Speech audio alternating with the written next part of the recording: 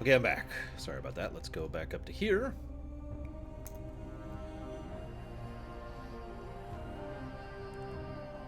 Actually, it did to Zara, and it was distributed evenly amongst the premiere runs. Where's the game? There it is. Boop. Hey, Discovery Tour mode. That is exactly what I want. Boom. I hope this is good. Yeah, it was actually legitimate. Funny you say that. I didn't even say out loud why I was waiting a month on it.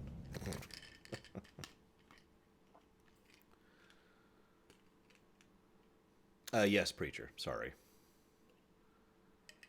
Yeah, exactly, Aethel. You understand. So, with content curated by Egyptologists and hundreds of images sourced from museums and libraries around the world, we hope to share with you the passion that inhabited us for the 4 years it took to develop Assassin's Creed Origins. Discovery Tour. Welcome to Discovery Tour by Assassin's Creed, Ancient Egypt.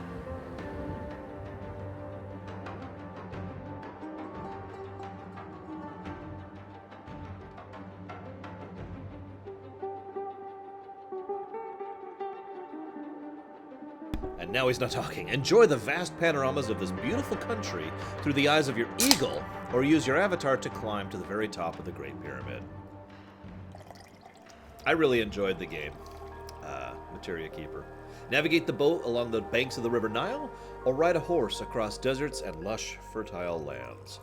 And when a view truly captures your fascination, take a picture with photo mode to share with your friends. Any requests? First requests, guys? I know this is going to sound weird, but this is probably the thing I was most excited about this game before it came out. I'm not kidding. When they first announced Assassin's Creed Origins, this is what really caught my attention. I was just like, hell yeah, I can't wait to do this. Yeah. I'm dead serious. I hope they do more of this in the future. I really do. So here's, I guess there's a tour right here. Yeah, start tour. Let's do it. Welcome to Alexandria, planning of the city.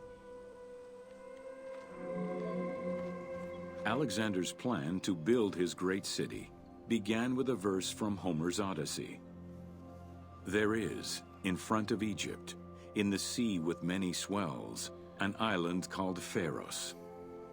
Guided by these clues, Alexander the Great founded his future city at the western end of the Nile Delta. By the way, I totally agree with Preacher. I want more of this. I want more of this.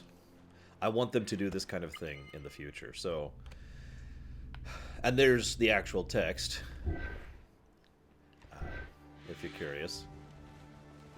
How do you change your avatar? I'm just curious. Oh, here we go. So I can be Bayek, I can be Aya, I can be Julius Caesar, I can be Cleopatra, William Miles, Layla, Ptolemy the 13th, Kemu, Shaja, Rada, Hasina, the actor, Egypt. Oh my god, it's everyone! Okay, it's not literally everyone, but look, I can be Greek man! I'll be Leander. Where's Greek nobleman? There he is, there he is. I shall be Leander. Leander lives again! Okay. Though Alexander considered this location ideal for his great city, it presented considerable challenges. Too difficult to access during storms, the surrounding swamps threatened disease, and the limestone soil prevented the growth of healthy crops. However, due to the influence of his mentor Aristotle, Alexander the Great recognized that the true value was its strategic emplacement. Alexander knew that in controlling Pelusium to the east, Memphis to the south, and his crowning glory Alexandria to the west, he would create a triangular stronghold, allowing him to control the entire delta while giving him access to the Mediterranean.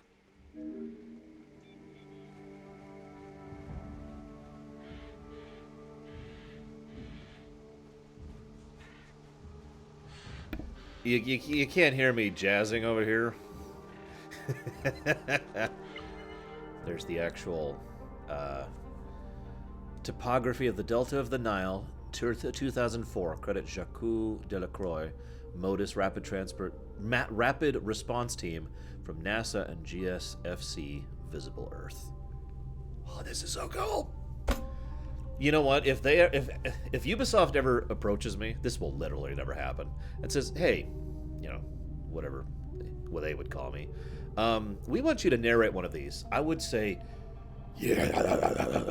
I would say it more professionally because I want to actually get the job, but I would be rather excited about that prospect.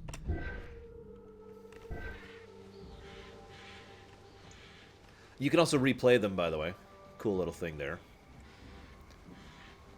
I gotta be honest, I've been excited about this before this game even came out, but secretly in the back of my mind has always been that worry that they would screw this up. You know what I mean? So far, I'm not too worried about this. By the way, yes, the game is getting more positives for this. Abso-frickin-lutely. I said that back when I was doing my review. The Great Walls of Alexandria had a humble beginning. Lacking chalk to outline the future city's foundations, architects were forced to use flour instead. Clouds of migrating birds swept down and ate the flour, erasing the plans. This prompted Alexander to seek guidance from the oracles, who reassured him that his future city was destined to feed a large population. So I want to point out one other thing they did really well here. You'll notice they pull the camera into this is what you should be looking at. However, once it is there, the camera's not restricted. I can look around within a reason as much as I want to.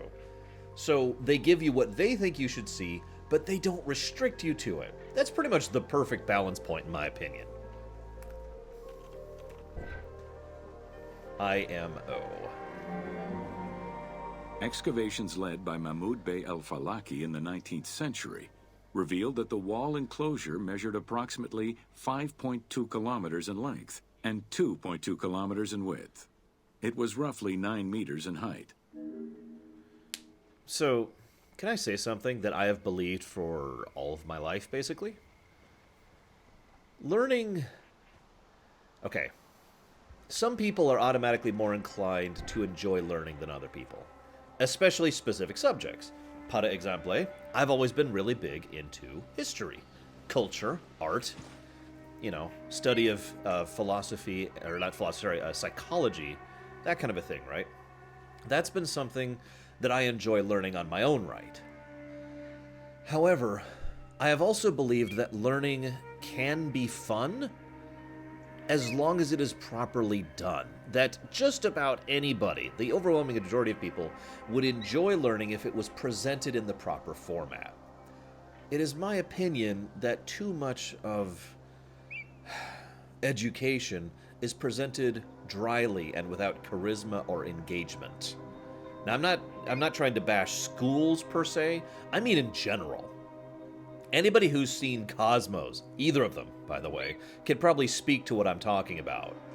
You have someone, Neil deGrasse Tyson. Some people argue with how much of a scientist he really is or not, and that's not something I'm really prepared to discuss on this channel right now. But he is absolutely charismatic. He is the kind of person who can present a topic and make it sound and feel interesting.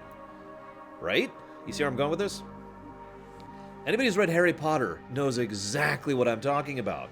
There's a history teacher in Harry Potter who's boring and dry and dull. And that's the problem, not the history. No, I meant Neil deGrasse Tyson, although Carl Sagan has basically the exact same position and perspective, debated to be actually a historian, or excuse me, a scientist. Sorry, you know. So anyways, yes, they've done this. They have seashells on them. I admit that doesn't bother me. Not really. I will also admit that I would prefer that would be optional. You know, do you want the version that you can show your kids without issue, or do you want the version that is historically accurate? The fact that it's not an issue, that kind of sucks. So, I'm of two minds on that point. Make of it what you will. It's your job to come up with your own opinion on that. Ah, there we go. I'm going to get rid of the green screen on my chair here so I can relax my back a little bit. Sorry, guys. Ugh, there we go. Okay. Oof. But yeah, this would be amazing. You know what I mean? You can make history interesting. You can make math interesting. You can make science interesting. It's not... I'd say it's not that hard. That's actually not true. That is actually kind of difficult to do. It just takes effort. My back is doing better, but I'm still having twings and pains. So that's why I wanted to just kind of relax it here. In fact, I'm going to get the heating pad on it real quick. If you don't mind, guys. Sorry.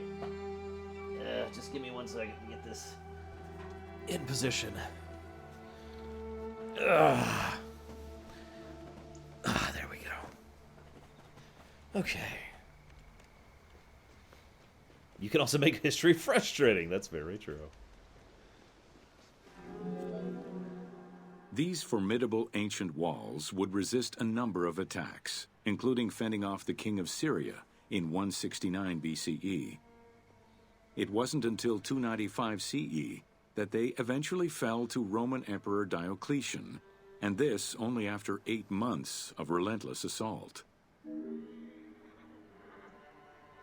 I don't 100% agree with that, Leander, even though I agree with you, if that makes any sense.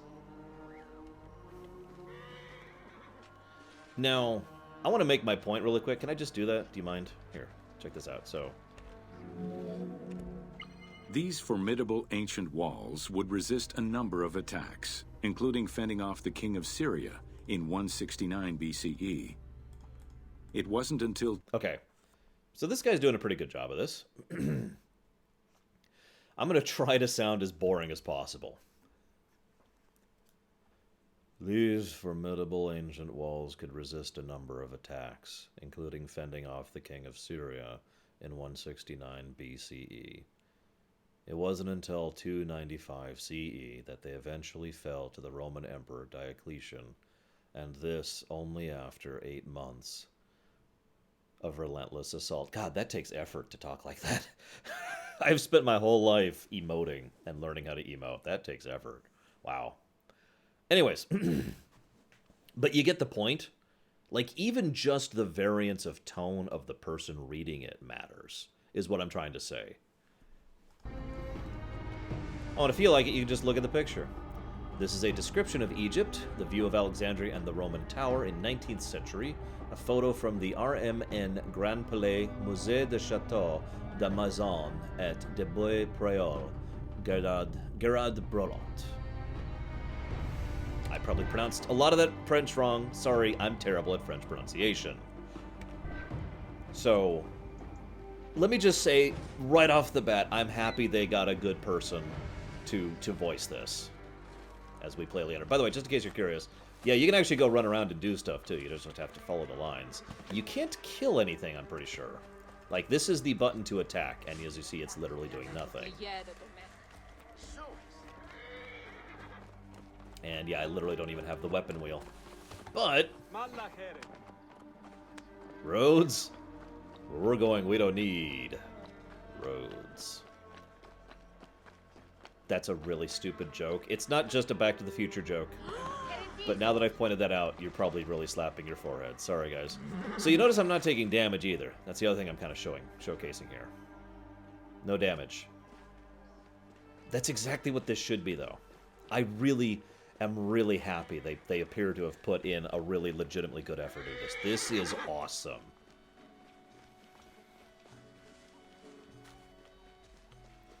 You got it! You got it! Dumbest joke I think I've ever made in my life. Yeah, it's God Mode Pacifist. I mean, I even have a horse already. Hang on, watch this. Boop. And from what I'm told, here, let's test this really quick, because I remember this. Come on. We have to get out of the city really quick to test this. So forgive me for interrupting the tour. I'll go back to it, I swear. I want to, so. Actually, can we change? Oh, wrong button, wrong button. This is the button I wanted. So here's what we can pick. Us. Here's a passport for getting all the tours. Just kind of make sure, just to keep track of everything. That's so cool. Oh, they got a timeline. I love it. I love it. Sorry.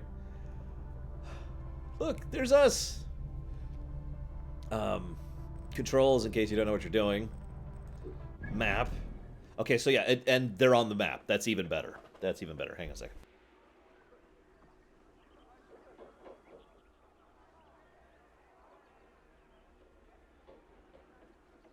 Sorry, that was a sneeze. Whoops. Looks like you still have fast travel. In fact, it looks like I have all the fast travel points unlocked. So I can just fast travel around to wherever, to see whatever and do whatever. Oh, this is so cool. Okay. Jesus Christ, I might have to need to sit down. I really legitimately feel like I need to sit down my niece and go through this.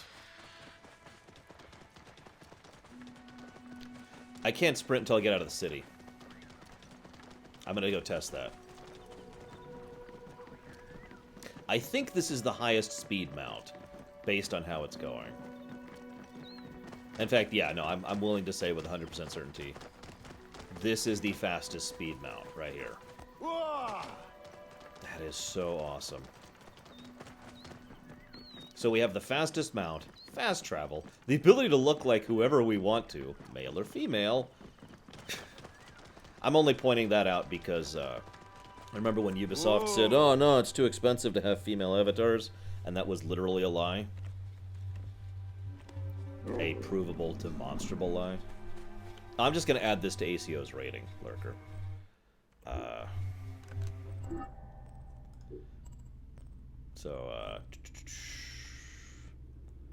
We'll go with Egyptian noblewoman. Hey, look. Like, I get that big gaming companies tend to lie about a lot of things, but it's rare that they lie about something so blatantly false. Anywho, moving on. So let's continue this one. Welcome to Alexandria, planning of the city. Notice that it adjusts the time to what it considers to be the best time for the tour. Another nice little note there. And it even remembered my progress, so I can just go back to where I was now.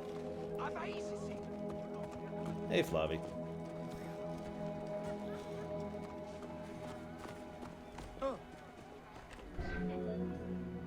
Alexandria's principal architect, Dinocrates, chose a Hippodamian grid plan.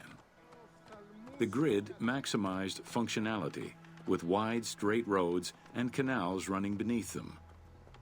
Alexander recognized the military value of the city's design. The wide, parallel streets gave him optimal surveillance of the city, while allowing the unobstructed flow of troops. Especially noteworthy given that so many Italian and Germanic cities would have very narrow streets, which is a problem to this very day, actually. By the way, just cool. By the way, if you ever wondered if I really am a geek, I'm that guy who liked going to museums as a kid. Not all of them, obviously, but the good ones, you know? A central corridor ran from the Mediterranean's north port down to Lake Mareotis to the south. This thoroughfare acted as an unobstructed link for commercial trade and travel between the two ports. Many of the streets were bordered with grand buildings and parks, including Canopic Street, with its impressive gate bordering the eastern end. Well, it might be the same person, Amsuita.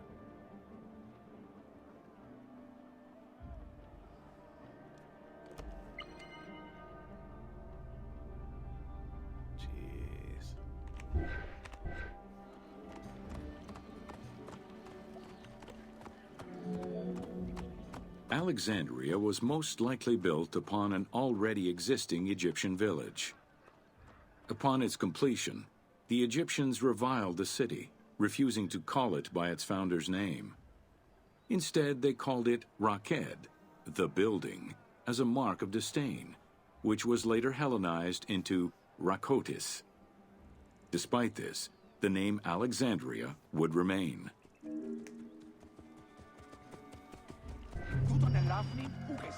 Various levels of cool. You can now explore at your own pace, or hit that button to choose a new tour, if you want to. You can also reset tours if, for whatever reason, you want to. Oh, no, that makes perfect sense. Oh, check this out. That's actually really cool. Okay, so I could just go on this tour, and I have to manually hit interact, right? I can do that, but imagine for a moment, like, for example, let's say I wanted to sit my niece down, okay? And I wanted her to be able to do it naturally, rather than being like, okay, you need to walk up and hit E at each thing. Because if you were paying attention, during the initial tour, simply approaching the spot triggered it. Thus, you can reset it so that anybody can go through and experience that new without having to do the slightly increased hassle of hitting E. This is weirdly well designed. I am jazzing about this. You guys can't see my face. I'm grinning. Oh yes, now we're playing as Bragwin. She's got a bit of a tan, but it's okay. She lives south, so, you know, a lot of sun there. Of course it was poo on the street. What question is that? I mean, yeah. Hey, there's another one. Just randomly running into it. This is, you get this with the game, if that's what you're asking, Plate Smasher. At least I think so.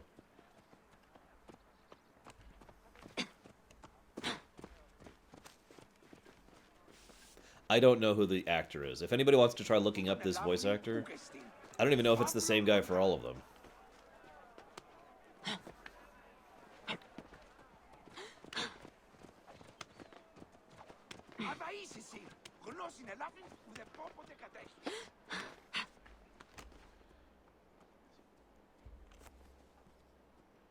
I don't know where I want to go next. Take your time. I'll wait. It's not like ancient Egypt is going anywhere. What? 0 damage. Oh, that's amusing. Alright, I gotta admit, there's one thing I really want to see before we just continue the tour. I'm sorry, guys. So, we've got 3 tours at Giza. Just in the pyramid itself. We've also got 1, 2, 3, 9 tours, I guess 10, sorry, in the surrounding area.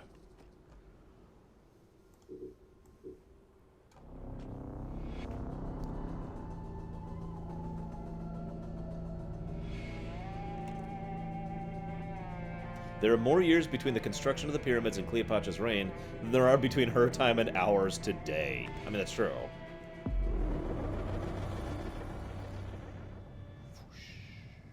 Synchronize. Just because I want the view.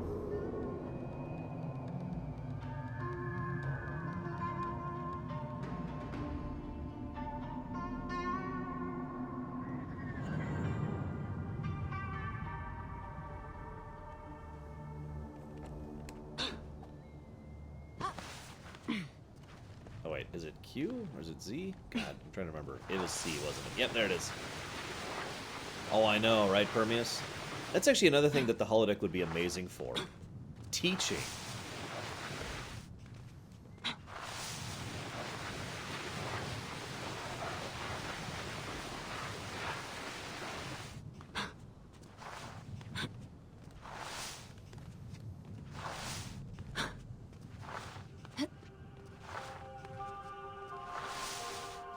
But then again, I'm probably one of the only weirdos who looks at the holodeck and thinks, wow, what an amazing teaching tool. I mean, how many people think that? Christ. Actually weirds me out that we don't actually have that much teaching usage of the holodeck in Star Trek. No, no, no, we gotta go do period pieces. Come on, guys. So, oh my god, I can actually fast travel to a lesson? Dude!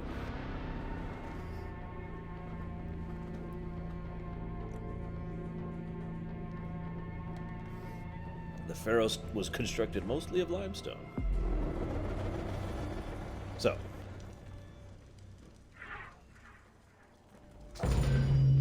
Welcome to the Great Pyramid of Giza, Upper Chambers. Andrea, or Andrea, this one's for you. At the entrance of the ascending passage are 3 granite flagstones estimated to weigh up to 25 tons each. They were used to protect the Great Pyramid from thieves. Undaunted by the granite blocks, the thieves simply dug into the softer limestone around them, thus creating the robber's entrance. And there's the side view, in case you don't catch it. Here, I'll show this. There you go. You can see the entrance right there, and the fenced entrance, and the debris, and the carving stones, and all that fun stuff. Just cool stuff.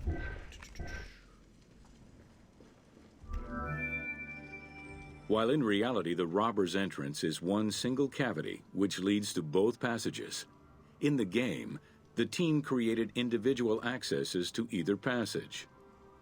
As such, in the game, one entrance leads to the ascending passage, while another leads to the descending passage. Ha!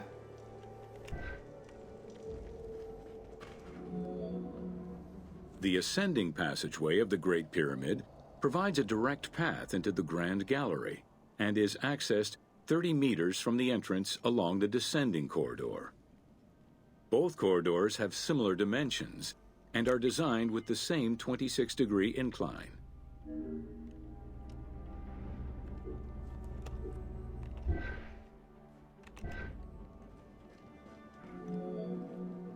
The ascending corridor has smooth masonry on its walls, and the layout includes many trapezoidal stones. Both the floor and ceiling of the passageway indicate that the passage was enlarged, possibly during or after the funeral, to allow workers room to move granite blocks meant to plug the corridor. Hey, Preacher, got any request for Avatar? The Grand Gallery's purpose is still debated among experts. It may have been intended to align with the stars, act as a buffer to protect the King's Chamber, or simply to facilitate the transport of the granite blocks used inside the pyramid. Access to the Queen's Chamber was at the beginning of the Grand Gallery.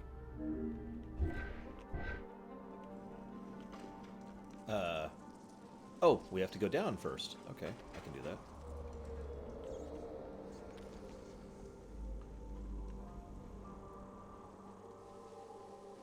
We do have kids as an option, by the way, Preacher. Male and female.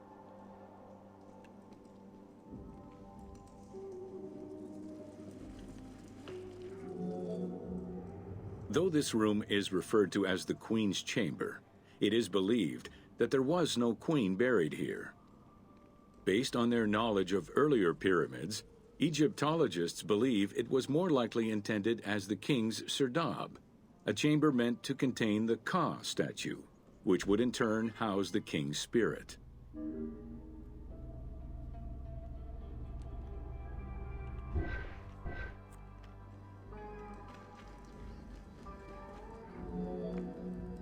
Situated exactly within the pyramid's center, on the east-west axis of the pyramid, the chamber has a vaulted ceiling and measures 5.7 by 5.2 meters.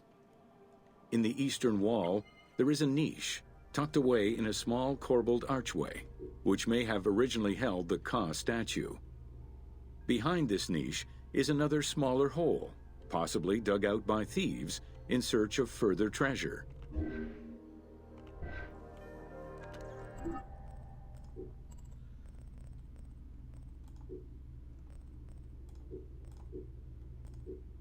There we go.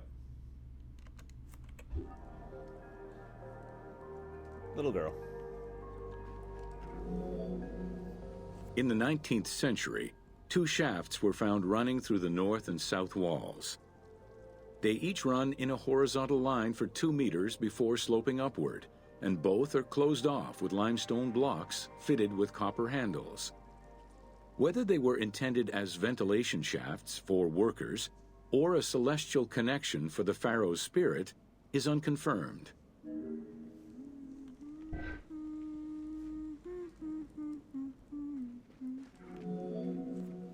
A recent scan of the room indicated the presence of an unknown cavity hidden behind the north face of the walls over the descending corridor. Further investigation is still ongoing to ascertain the nature of the anomaly, so as to avoid risking damage to the monument. One of the most interesting things about studying the pyramids at Giza, in my opinion, is that for the past, gosh, at least 60 years or so, study of them has been very, very cautious because, for one of the first times in history, people actually want to not damage it. And we've gotten to the point where even studying them at all without interfering with them has become difficult. It's just kind of fascinating to me, the kind of hoops and concepts that people have to go, and the money that needs to be burned on, I shouldn't say burned, spent on trying to study things without damaging them. Because there's actually a whole lot about these things we don't know, as he's highlighting through this, which is awesome. Khufu's architects were possibly influenced by earlier rhomboidal pyramids when designing the gallery. It is the longest corbelled vault ever built, measuring 47 meters long and 8.6 meters high. The walls were made to taper inward, allowing for better distribution of weight. As a result, the ceiling measures just over a meter wide at its highest point. Though this construction technique is present in other pyramids, few have the same precision and stability.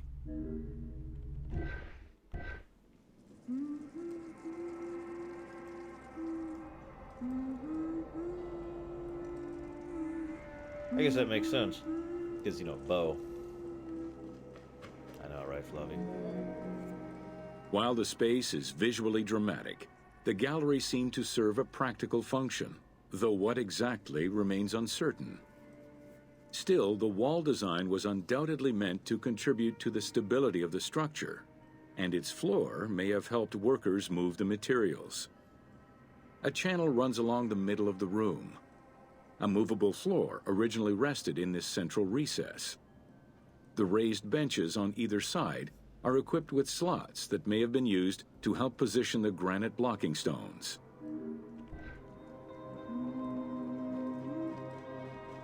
Oh, I know, right, Fluffy? I've said this before, one of the things I'd really love is a time viewer. And yeah, I know how incredibly dangerous that could be, but the ability to literally see what it actually legitimately was like in so many different periods of history, that is immeasurable. That's the kind of thing that no price tag could be attached to, for me. At the end of the Grand Gallery is the entrance to the antechamber leading to the King's Chamber. Directly above, there is another narrower horizontal passage that connects to the top of the King's Chamber and allowed the workers access to the weight relief rooms. Yeah, I know what you're referring to, if and but. The far end of the Grand Gallery leads to a small antechamber with a portcullis, preventing access to the King's Chamber. The portcullis was composed of 3 separate granite slabs.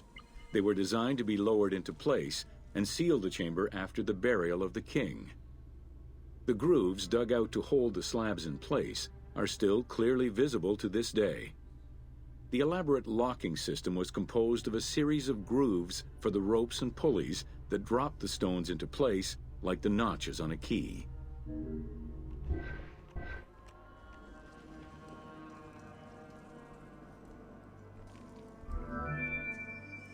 For the purposes of the game, the team elected to remove the portcullis slabs in order to grant the player access to the King's Chamber.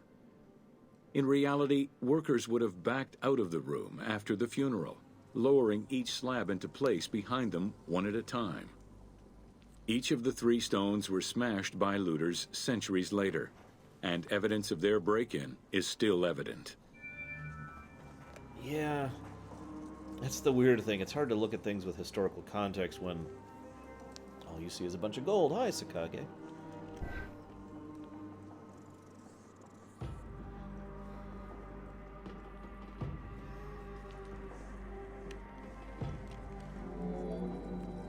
The King's Chamber is built entirely out of red granite. The King's Chamber measures 5.8 meters in height. It has an imposing cover of 5 stacked levels above, with granite beams weighing 25 to 40 tons each. The uppermost level is surmounted by a vault of stones, arranged in chevrons to bear the enormous structural load.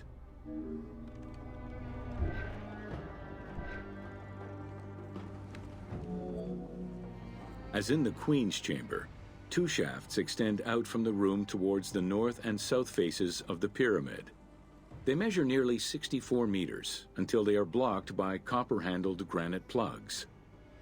Some experts in the culture of the Old Kingdom believe that the shafts were thought to lead the king's soul to the stars, with the incarnation of the pharaoh as the god Ra, represented by the northern well, and the god Horus by the southern well.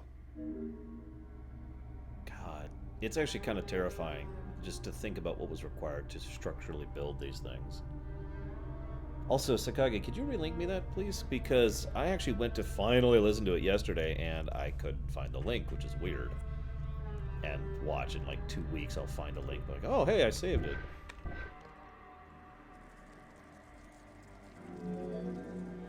There is a granite sarcophagus at the west end of the room, but it is the concealed construction inscriptions left by workmen on the roof's stones which verify this as the resting place of Khufu.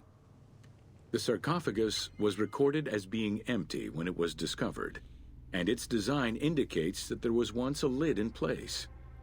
It's possible that this sarcophagus is only a cenotaph in memory of the pharaoh, but was never actually meant to receive the body. Yeah.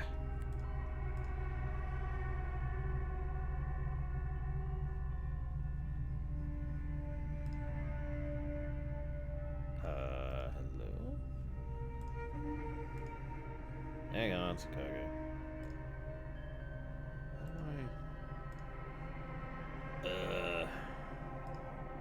It's not letting me download it. Oh wait, hang on. Did it let me download it? There we go. I got it. Okay, we're good. I have successfully downloaded it. Thank you, Sakage.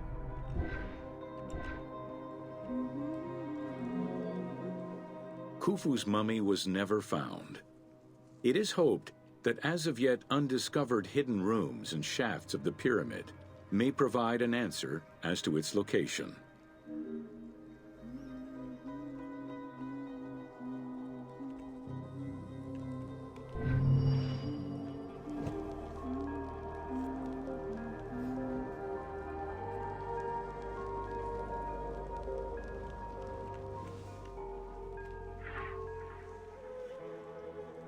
Sure. Welcome to Jean-Pierre Houdin's Theories. Yes, Sugar Bell.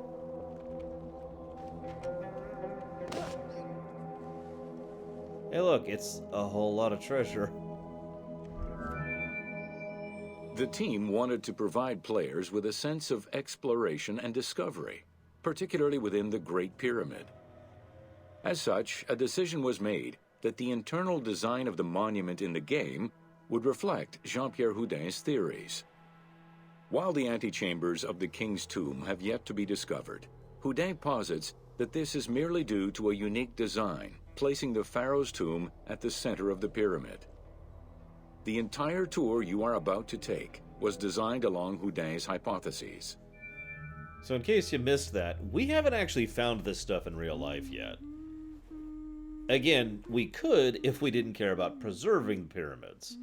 But we do. This is kind of what I was talking about earlier.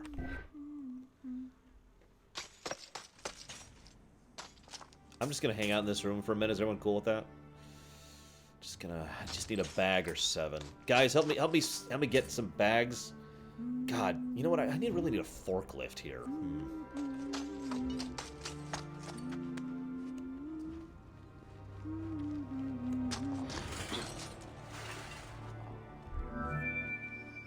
While respecting Houdin's hypothesis as to the general layout of the antechambers, the team wanted the contents to enhance the game experience. In regular royal tombs, the antechambers were filled with all the material goods needed by the pharaoh in the afterlife.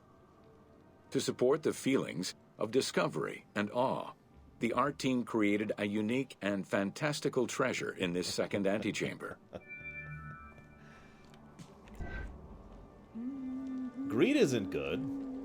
God, are you kidding me? Do you know how much of this would allow me to take care of other people? Think about how much wealth is represented in that pile. Just think about that for a second. Anywho. So, I gotta admit, if we ever did find a pile of treasure like this, obviously it wouldn't look like this, it'd be old and dusty, but it would still be worth a ridiculous amount of money. That would probably be a really ugly scene for a while.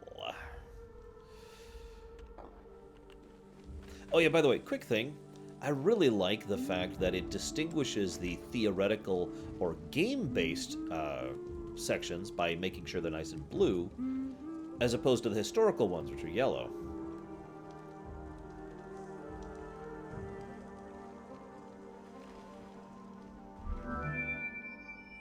Houdet theorized that the ascending corridor and the Great Gallery were used by the workers to haul hoist the heavy beams above the king's chamber. He called it the service circuit. The corridor you are in now was created by the team following Houdet's theory and is referred to as the Noble Circuit. It is through this corridor that the wooden sarcophagus containing the pharaoh's mummy would have been transported to its final resting chamber. That's the point, though, Tazara. Let's get some light.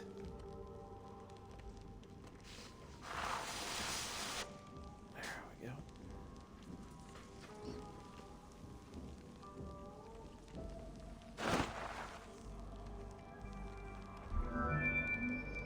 With this structure in mind, one can easily assume that the pyramid's entrance would have been connected to the two antechambers. Modern research has revealed that a cavity might be located behind the north face chevrons of the pyramid. As such, the team chose to create this area for the player to explore. Here is where Houdet believes that the priests and nobles would have exited the pyramid after the burial ceremony.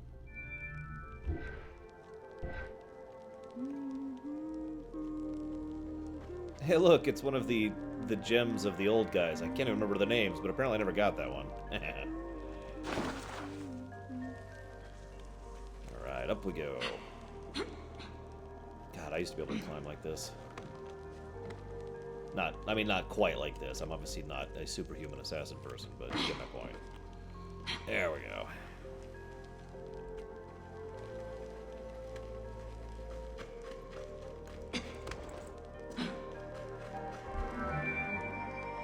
Many theories regarding the construction of the Great Pyramid rely on the usage of external ramps. However, Houdet believes an external ramp would have been too steep for the upper portion of the pyramid. This is why he posits that there were two ramps. An external ramp for about half of the height of the pyramid, which then became an internal ramp for the second half. I know, right, Eric?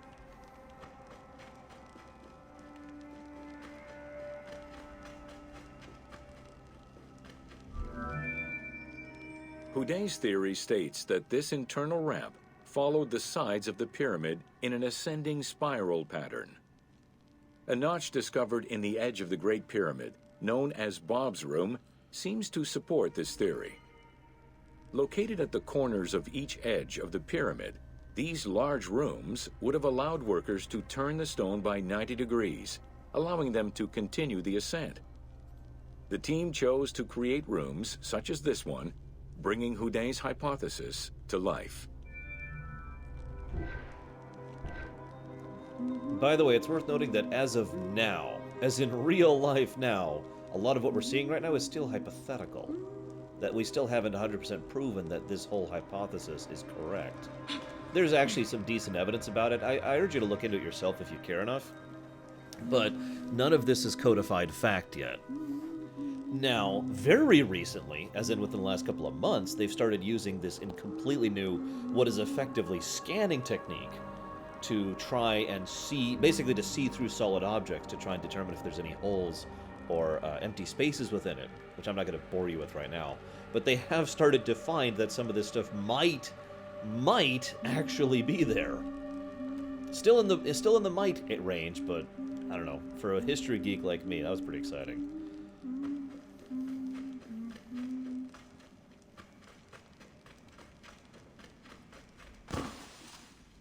It's the girl humming, Hibbs. This long corridor was the first section of the ascending internal ramp. Through it, the blocks used to build the Great Pyramid would have been carefully moved upward and then turned at each edge of the pyramid in order to continue their ascent. Though the team only created the main ramp for the game, Houdet posits that this ramp had 2 levels, allowing workers to return safely to the bottom thanks to an additional corbelled upper section.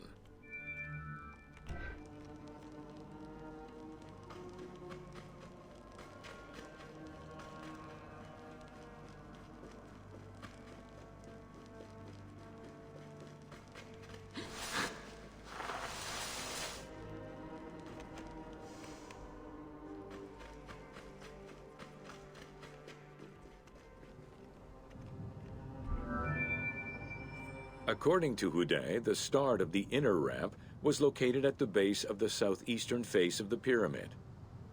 This location would have been the junction point of the external and internal ramps. Below us, workers would have built the lower part of the pyramid with the external ramp before eventually switching to the internal ramp for the middle and upper sections of the pyramid. At that time in the process, they could have reused the material of the external ramp to fill the center of the pyramid, hauling the stones in through the internal ramp.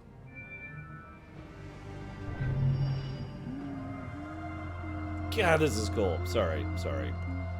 Don't worry, I'm not going to just do this all day, but I would like to poll my current viewers of the idea of, like, doing this periodically and just seeing a few more. I'll save them for you guys. I won't do them without you. But that's just something I'd really like to do. Ah!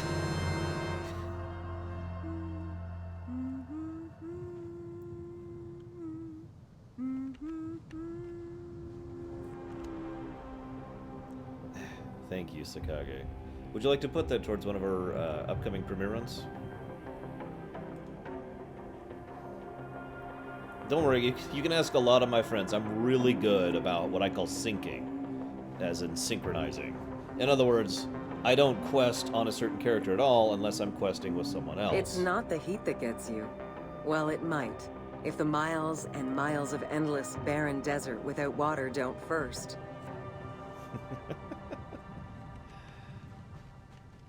God, this is amazing. I am legitimately awesomed by this. Like, it's not perfect. I can think of 2, let's call them nitpicks so far. The first is that the historical censoring should be optional. I'm okay with it being there as long as it's optional, my opinion. Second of all, the fact that that narrator isn't selectable. That should also be an option. I'm curious of something.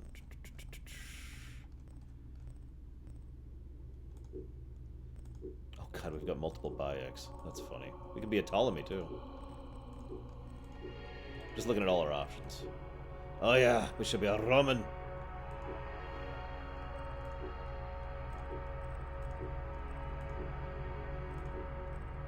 We could be the Brat Merchant. Oh, we could be Shaja. I remember Shaja. She was cool. We could be a Brat King. Don't be a Brat King, guys. Don't do it. So, the closest we're probably going to get to an Indiana Jones is Layla, who is not a character I like. But whatever. Because that is not John Delancey. Yes, I'm still upset about that.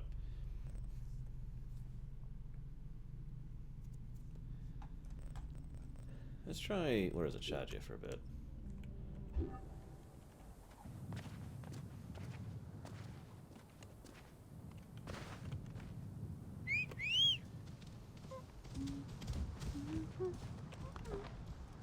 Do. Oh wait, I missed one, didn't I? I dids.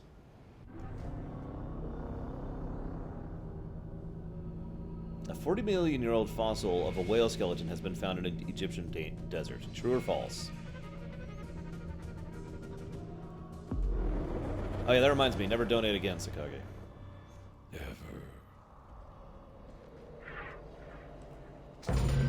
Welcome to the Great Pyramid, Subterranean Chamber.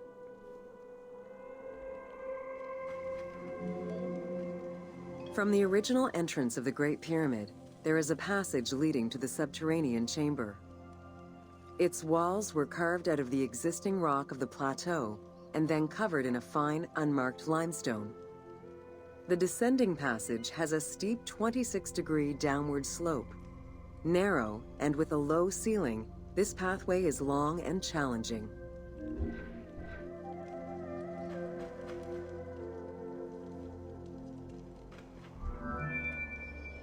While the original passage was 145 meters long, the team reduced its length and made it both wider and higher. The main focus of the work in reproducing the location was centered upon preserving the unique claustrophobic environment of the Great Pyramid, while still allowing for a smooth game navigation. Okay, Bragon. We'll do the Sphinx next. The well shaft was a 58-meter vertical passage that connected the descending corridor to the grand gallery above. An adjacent grotto may have originally been a small natural well in the bedrock that was enlarged during the tunneling. Whether the grotto was intended for another purpose is uncertain. Oh, I can imagine it, Wigan. Hang on, I gotta pause really quick to put $10 towards Darksiders. There it is. You're actually the first person to put anything specifically towards this, Sakage. So thank you very much. Move this up here. There we go. I'll update the website later, but I keep a local copy of everything to show who's donated what to where.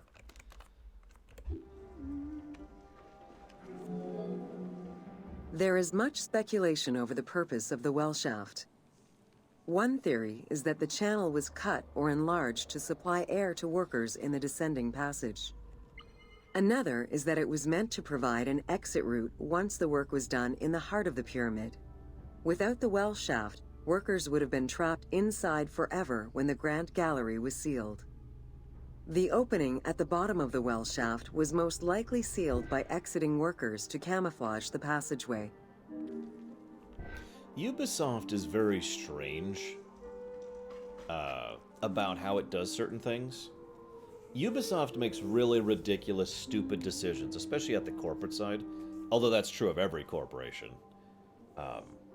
But at the same time, if you've paid attention for the last, let's say, about 2 or 3 years, a lot of Ubisoft's projects has been them really throwing themselves into things. Have you noticed that? And so a lot of the games that have started coming out within the last year or so that they've been working on during this period have been really good and have a lot of obvious care and consideration put into them. I hope it's a continuing trend, because I've liked a lot of their recent stuff. There is a subterranean chamber at the end of the descending corridor, 30 meters below the Giza Plateau's surface. Dug directly into the bedrock, the space is wide with a ceiling 3 meters in height. Its floors and walls are rough and uneven, indicating that it was never completed. At the south end of the room, there is another narrow corridor, similar to the others, though it abruptly ends after roughly 20 meters. Maybe, Czar? I don't know. I really don't.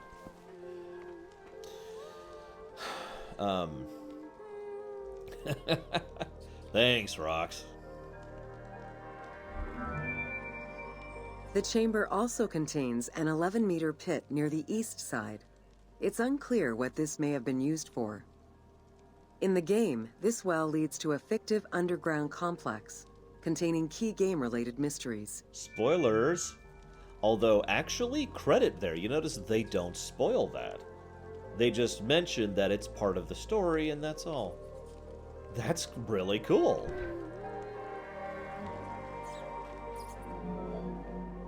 The subterranean chamber's original purpose remains a mystery, One popular theory is that it was originally meant to be Khufu's burial chamber, but the pharaoh changed his mind, preferring to be buried higher up in the pyramid, which would explain the chamber's unfinished state. God, I want to play this game again. This is a good game. And that is not a common thing for me to say about an Assassin's Creed game, that I want to play it again. I can think of 3 off the top of my head, counting this one. So I heard Sphinx, which is... Where is the Sphinx exactly? I know it's here somewhere. I've been in it. I just don't remember where it is. Is that it?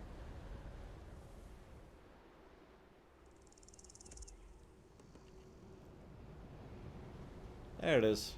Let's go here real quick. I know, right, Maz? I hope this is a financial success because I want the money people to do more of this.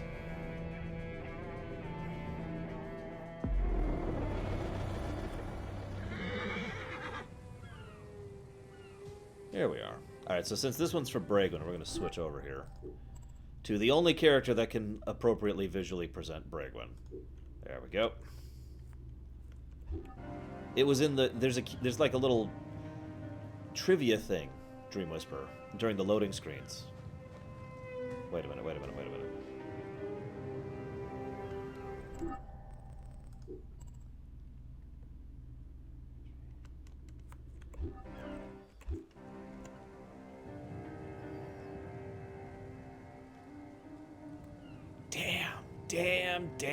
Damn. Sorry, excuse my language. So I can do this, which would be perfect for capturing background footage, which, if you remember, was something I was hoping. However, the only way to do this is to hold down right-click. And holding down right-click somehow for hours at a time, I'm not sure how feasible that is. I might have to get like a throwaway mouse and literally tape it down and hope it sticks, because can you imagine a background that in the background in the middle of Rumination all of a sudden it goes just like that? I wish that was a toggle. If there was just a toggle to go into first-person mode, that would be perfect. I was actually, Juju's. Yeah, it's exactly what I was thinking, Preacher. Just buy a cheapo, like $15 Microsoft mouse and taping it down. No. Looping it doesn't work. Just speaking from experience, there's a reason most of my background videos are actually about the 1.5 to 2.5 hour range. It's because stuff changes and different weather happens. The sun has to come up and set and all that fun stuff. Is that even on screen? It isn't. There we go. Now it's on screen. You can use a mount to cover long distances quickly. Oh yeah, that's a problem too. Oh, actually, no, it isn't. No, it isn't. All I have to do is turn off subtitles. Can I turn off subtitles? Because if I can turn off subtitles... There we go. Boom. So I could turn off subtitles, and I could mute the game. All I would need is to get into this mode, and I could start grabbing some background footage. See, for those of you not aware, most of my background footage comes from Skyrim, well, nowadays from Witcher 3, but also Skyrim. The problem is there's just not that many terrains in Witcher 3. Here we've got a couple of types of terrain that isn't in Witcher 3, like the desert, or, you know, the rugged mountains, or, you know, the delta here. All of this is stuff that I would be able to grab. Oh, and also I could get some really cool shots of Alexandria. So, yeah, I'd really hope that. Okay, so controls. So there's no options here at all. There's just the controls, but...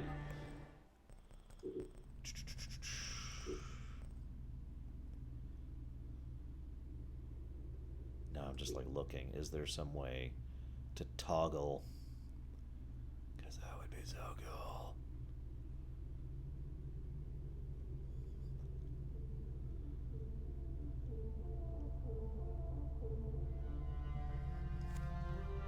I know, Preacher. I've actually glanced at it. It's not as in-depth as I'd like, because it's not as well fleshed out, not as well designed as most of their other areas, because it's just there for that, you know, for that one scene.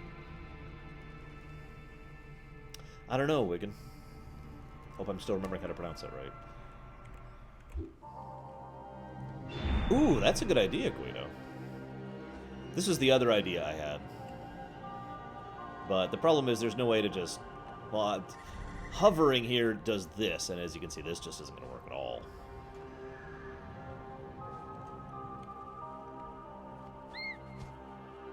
This is still cool. This has never stopped being cool. Anyways, sorry. Sphinx!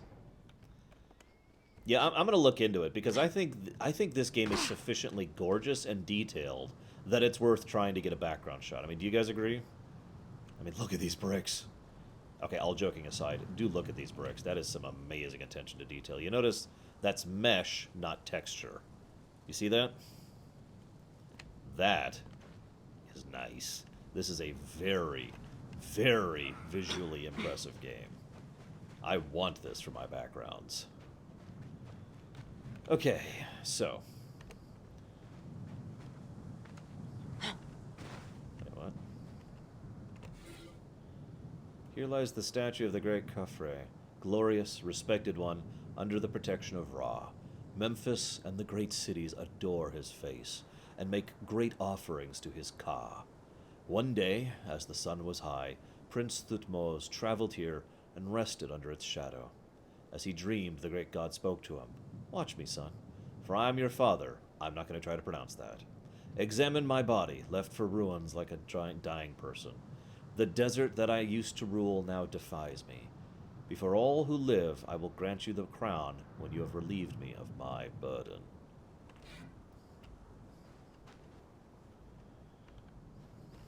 Don't forget, you can still use photo mode at any time. Yeah, I do wish I had a toggle to turn that off. Okay, so where's the actual... Ah, here it is. Bzz. Let's just warp to it.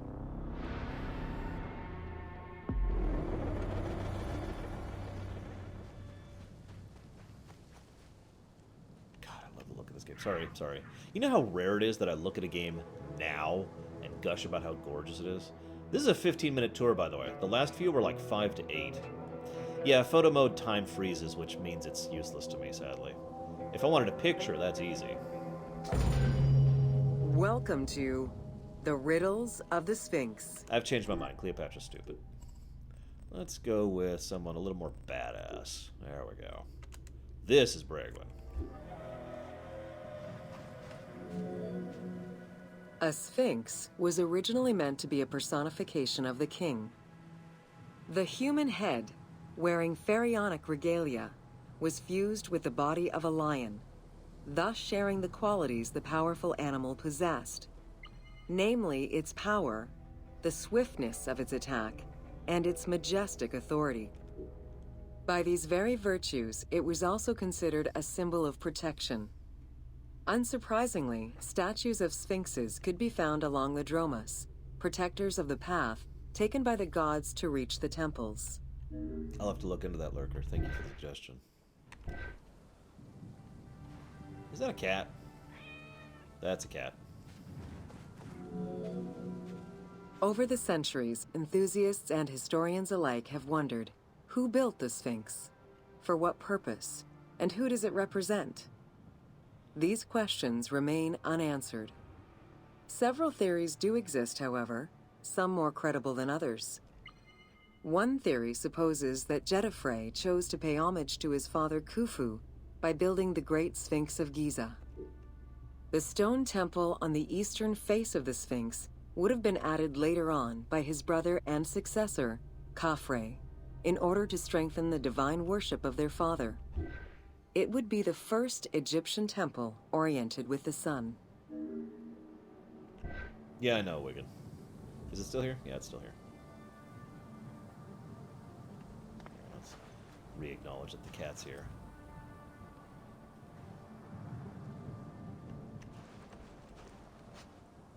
There you go. Who's a good cat? Who's a good cat?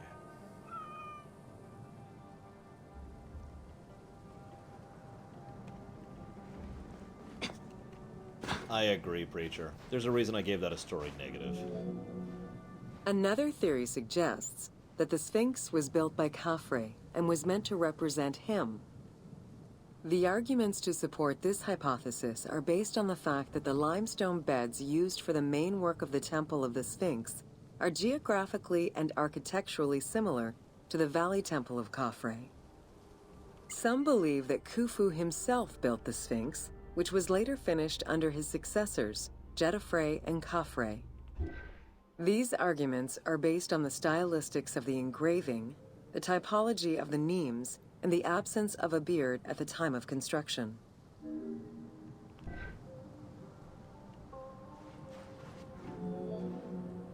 While ancient Egypt as a whole leaves a rather monochrome vision of its monuments and statuary, it is vital to understand that in ancient times, absolutely everything was painted. The sun, eating away at the pigments of the colors, the sand, the climate, and the implacable impact of time, unfortunately destroyed the glorious colors of the Sphinx of Giza. Documents from an Arab Egyptologist of the 12th century, Abd al-Latif al-Baghdadi, indicate that traces of red were still visible in his time. Today, however, the only color that remains are traces of red close to the ears of the Sphinx, as well as hints of blue and yellow on the nemes, traditional colors for that type of headdress. The pigments for the color red were man-made, obtained by mixing different products such as clay, quartz sand, and very finely crushed hematite. As a quick aside, I've always wondered what a lot of Greek statues looked like back when they were made. You know, when they were probably colored. Red had a strong symbolism in ancient Egypt. It was both the color of life and the color of death. It could represent the sands of the desert or the brilliance of the sun. Red was also associated with the god Seth, vengeful and destructive. The Egyptian word for red, Deshur, is also the word which was used to signify the desert, or the royal crown of Lower Egypt. In art, red was also the color used to paint the bodies of men, while yellow was used for women. It is possible that there were also color restoration efforts during the Saite period about 600 years before Cleopatra's rule, as indicated by notes on the inventory stele, discovered in 1858 by Auguste Mariette. It is because of this that the team made the decision to display it with its full range of colors, even though the Sphinx's colors would have likely faded by Cleopatra's time. You know, I know people in chat have already said this, but I really like how they're bothering to explain when they have deliberately altered, history and why they did it for the purposes of the game.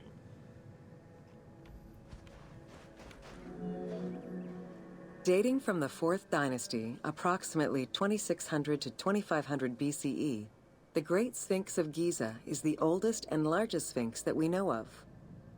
Carved from a natural limestone outcrop, the Sphinx measures 19.8 meters in height, 73.2 meters in length, and 14 meters in width. Oh, sorry. Thought there would be more. It's a sketch from 1853.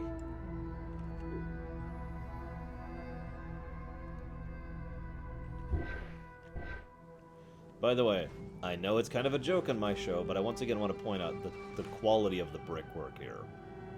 This is not exactly, again, they have really put some honest effort into this. By the way, you notice how this cat has not left me alone? In order to bring polish to the imposing monument, several blocks of limestone were added after the initial construction phase. Since then, there have been numerous attempts at preservation. The polish present in the game integrates some aspects of modern restoration attempts. The team made this choice to present a more iconic version of the Sphinx of Giza to the player. Today, the Sphinx is called the Terrifying One. This appellation is translated from its Arabic name, Abu al-Hol, which in turn was derived from Baluba in Coptic. By the way, this is a picture from somewhere between 1885 to 1919. A real-life picture of it, obviously.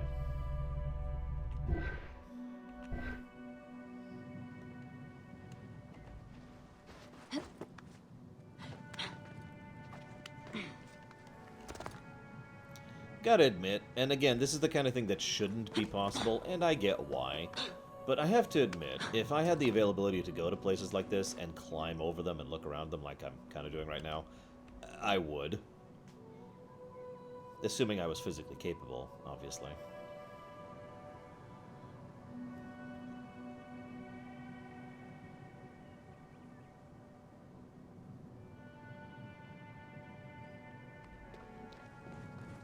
Although, of course, that gets back to that holodeck idea, doesn't it? The Sphinx as a whole was carved in situ from a natural stone promontory. Its head was built in a limestone peak of the Mukattam Plate, and the body was sculpted in the underlying rock layer where it is located. The degradation of the Sphinx is due in particular to wind erosion and the different quality of limestone used in its construction. The level of sodium contained in the groundwater which abuts the stone is also a contributing factor. No, Preacher, I was not.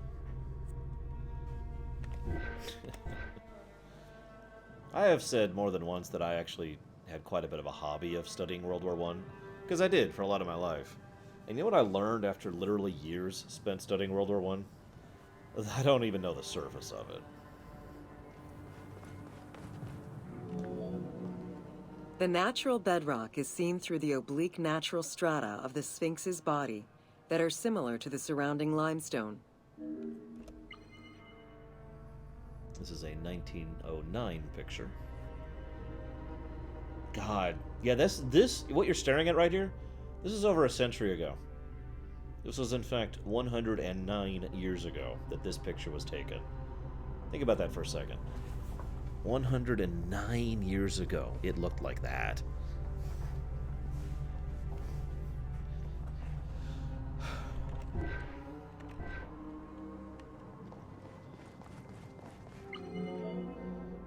Since antiquity, people have always believed there was a hidden tomb deep within the Sphinx. It is thought that attempts to plunder the Sphinx began as far back as the First Intermediate Period. Since then, numerous attempts to pierce the Sphinx's secrets have been carried out, leaving indelible scars upon the monument. Yep. Speaking of which... Oh, it's not going to let me when I'm in tour mode. Okay, Gary, I will.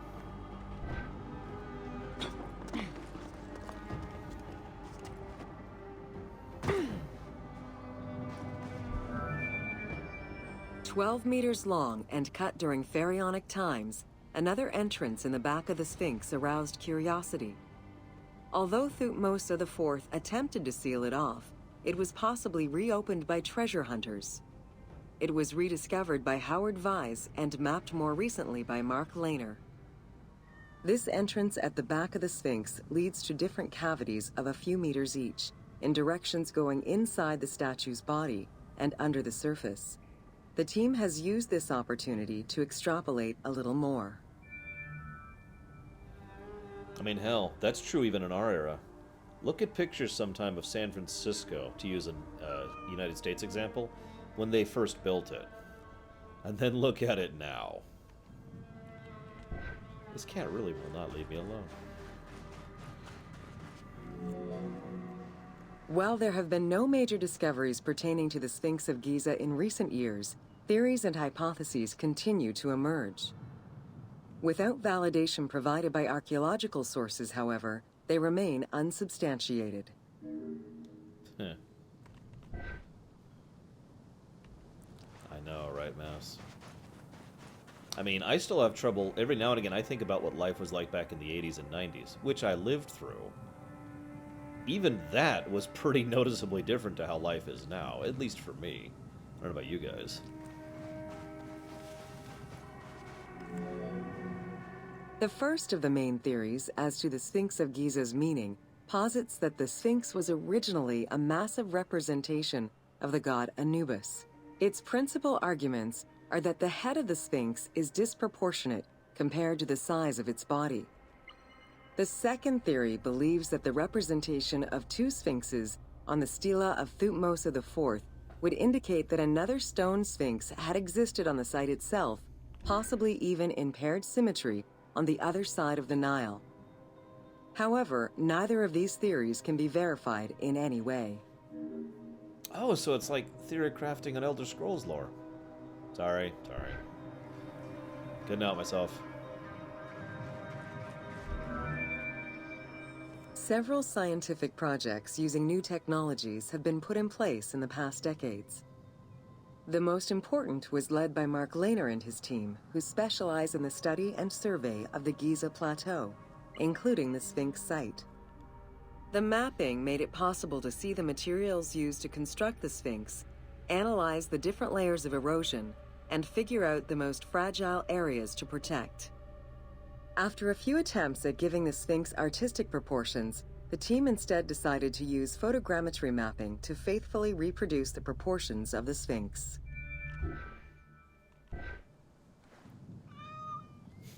Debatable. What the Sphinx of Giza represented during its construction and how the Sphinx was perceived by the Egyptians of the New Kingdom are two very different matters. Originally a representation of the king imbued with the power of the lion, the Sphinx was eventually viewed as a direct representation of the Most Divine. It is theorized that kings of the New Kingdom believed that the Sphinx of Giza was the one who recognized and legitimized the ruler of Egypt. Thus, despite the fact the Sphinx of Giza was partially buried under the sand during his reign, Amenhotep II knew that the monument was of great importance.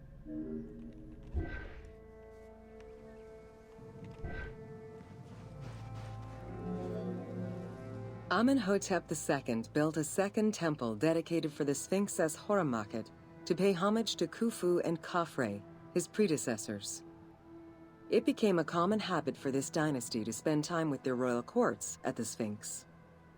Its sanctuary became known as Setepet, the Chosen. That's a good question, Jago. At the moment, as you can see, we're playing Aya. But you know what? I think we should play someone else. There, now we're Caesar. There you go, just for you, Jago. Julius Caesar. Egyptologist Mark Lehner believed that Amenhotep II built a statue of himself anchored between the paws of the Sphinx, likely to legitimize his reign, alongside a stela found by Salim Hassan. Many other pharaohs of this dynasty, such as Tutankhamun and Ramses II, also left marks of their passage in a similar fashion, sometimes even stripping the stones of nearby temples and pyramids to do so. Amenhotep II's son and successor, Thutmose IV, was a frequent offender. No, it didn't, Preacher. See?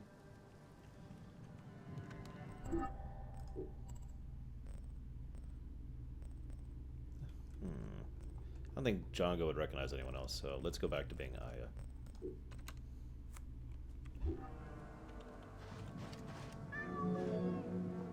While sleeping between the Sphinx's paws, the future Thutmose IV saw in a dream the god Horemakhet proclaiming his coming accession on the throne of the two lands. This was, of course, on the condition that he remove all of the sand covering the Sphinx, which stood guard as the personification of the god, and should thus never be engulfed by the sands of the desert. Yeah, the amount of sand that that thing was buried in certain periods of relatively recent history is kind of crazy when you think about it. And of course, excavating it caused damage to the thing because, I mean, where's the sand end and the statue begin? Especially with crude tools. By the way, Preacher, I don't know why I'd take it home. I already had lunch. The 15-ton dream stela built by Thutmose IV to commemorate his dream was discovered by an Italian Egyptologist, Giovanni Battista Caviglia, in 1818, when he undertook the task of freeing the Sphinx from the sand, which had, yet again, covered it.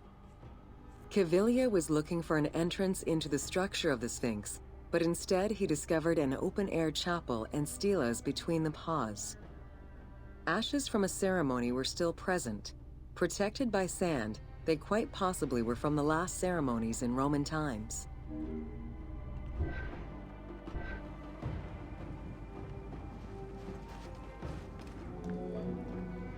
That same year, Cavillia discovered fragments of the Sphinx's beard that had probably been added during the New Kingdom. If many of these pieces are held by museums in Cairo, a fragment is displayed at the British Museum, along with a piece of the uraeus that was on the Sphinx's headdress. It is believed this fragment of beard was possibly kept in place thanks to the statue of Amenhotep II, which was supposed to be located under the head of the Sphinx. I don't even remember when it comes out, Sakage, but yeah, I'm gonna go see it. Pretty sure all my friends and family who live around here want to see it. A popular cultural legend purports that the nose of the Sphinx of Giza was lost during the time of Napoleon Bonaparte to the cannon fire of French soldiers in training. However, engravings from before the time of that campaign already depicted the Sphinx without a nose, indicating that it had been removed before the French campaign.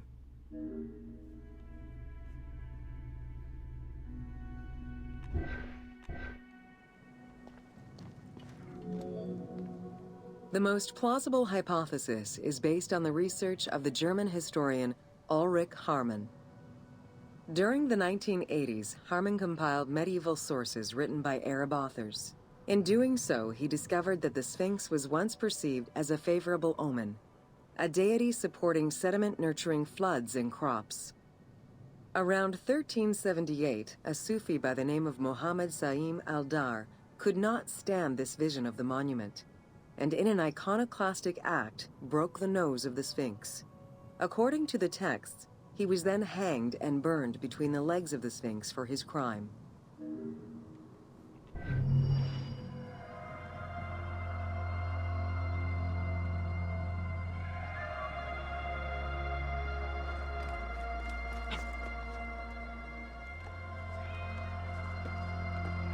But of course, I don't have the clicker with me, but the truth is, we don't know. And we probably never will. Not until I invent that time viewer, obviously. Any other requests?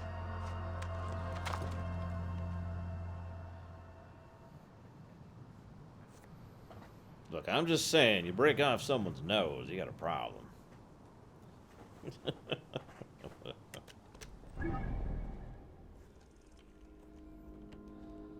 God, there's a bunch. Look at them all. The Tomb of Alexander?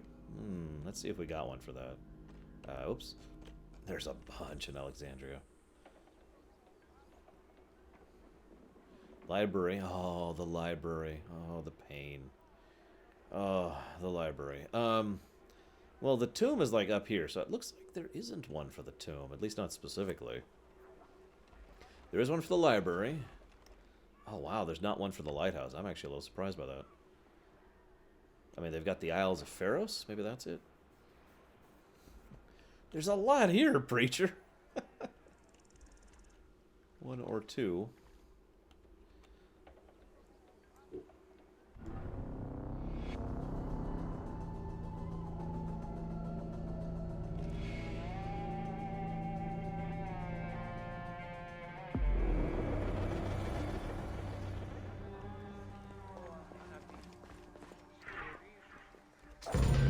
Welcome to the Great Library of Alexandria.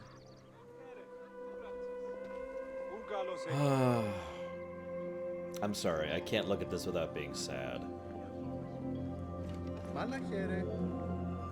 Near the district of royal palaces and within the Moseon was the most famous library of all antiquity.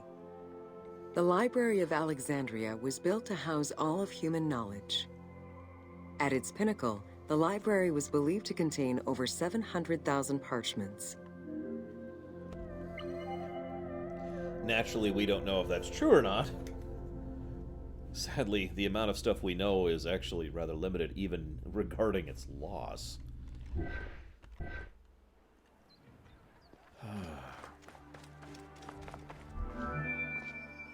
Throughout the centuries, fires and wars between Christianity and paganism destroyed the library, leaving nothing behind. The loss of the building, and more importantly, its vast collection, is immeasurable. As no descriptions are available, The team's rendition of the Library of Alexandria was inspired by the visuals of the Library of Chalcis at Ephesus. Because they had to use something to design this. Because, yeah, that's how bad it is, guys. We're not even sure what the library looked like. Not really. It's just sad.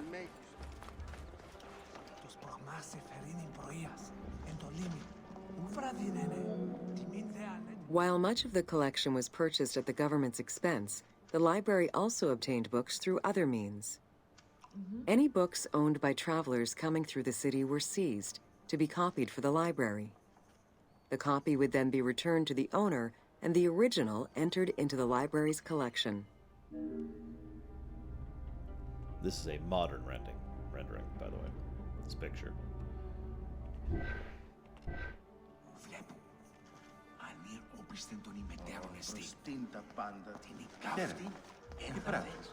Αυτό γάμου διαδιαούτα η κασούσασα.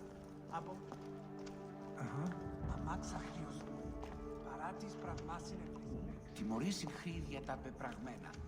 Πληγήν το μοίρα. Κατελάβα. Εάν τη λέξη βουλήσε νυν ερήν. Την νικάδε βράδυ εσέτε. Γιγονώστετε. Χερίν. Τη σιάγμαση ειδώνησε. Ουδείς πιστεύσεστε δι' αυτήν φαυλότην. Alexandria offered unrivaled intellectual and cultural attractions. Eminent scholars from Athens, Rhodes, and other Greek centers traveled to the city to learn and engage with other free thinkers. Both the Mouseion and the library were at the center of groundbreaking ideas and creative expression. Here's a fun thought. Maybe they didn't bother to sort it at all.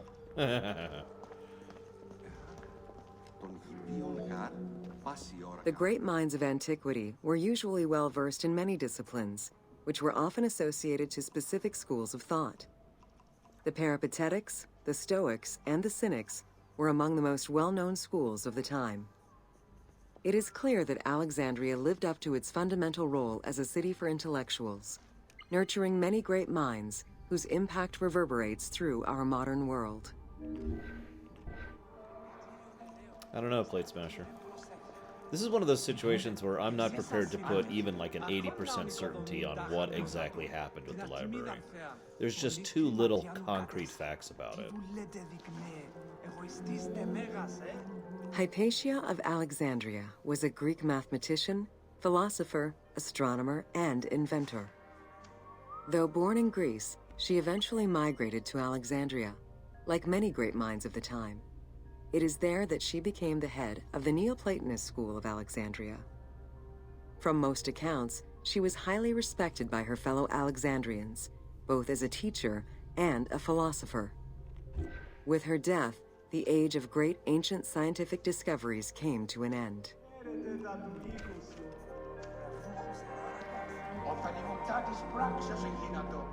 Callimachus was born in Cyrene and educated in Athens. After his studies, he moved to Alexandria to work in the Great Library. A poet and a critic, he strongly rejected the epic format of Homeric poems, and instead fervently supported a shorter, more judiciously formulated style of poetry. His epigrams and elegiac poems were emulated by later poets. His work was extremely popular, second only to Homer's own works. Now I want to draw your attention to something really quick. At the top there, you can see marble statue of a draped man seated, possibly Callimachus. In other words, we're not even sure this was a statue designed about him. Obviously, for the sake of the game, yeah, I've always pronounced it Cyrene, and I've heard people pronounce it Cyrene, but, I mean, Lord knows that everyone in the universe hates my pronunciations, so, ooh.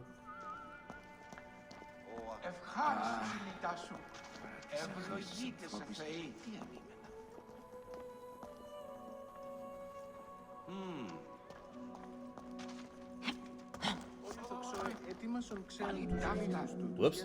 It was in Alexandria that mathematician Euclid, the father of geometry, wrote the Elements, laying out the foundational work of what would become modern algebra and number theory.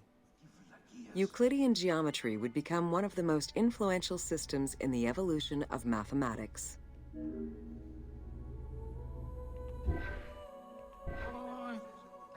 I know, right, preacher?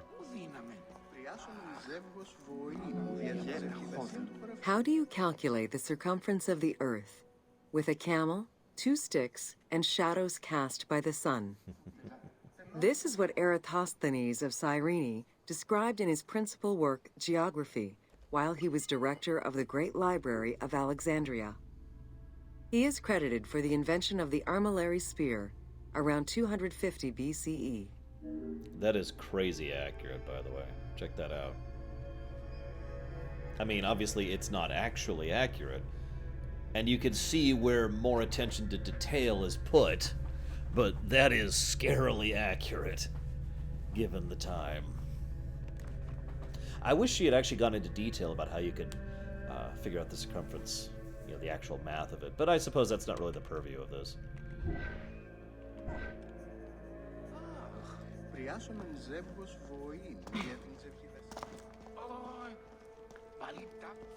I know, right? We're waiting. The earliest known and most complete armillary sphere of antiquity was the Meteoroscopion of Alexandria, with an imposing 9 rings compared to the 3 or 4 of most other astrolabes. Known as the zodiac krikatoi amongst the Greeks, the Meteoroscopion was used to determine the location of celestial bodies around the Earth. Every self-respecting astronomer of antiquity would have sought to use this tool to better understand the celestial movements.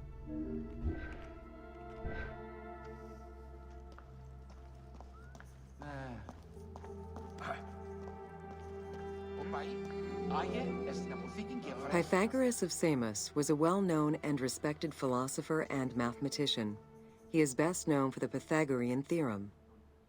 However, there is proof that the theorem existed in Babylonia and India long before Pythagoras was born, casting some doubts as to who exactly originated the theorem.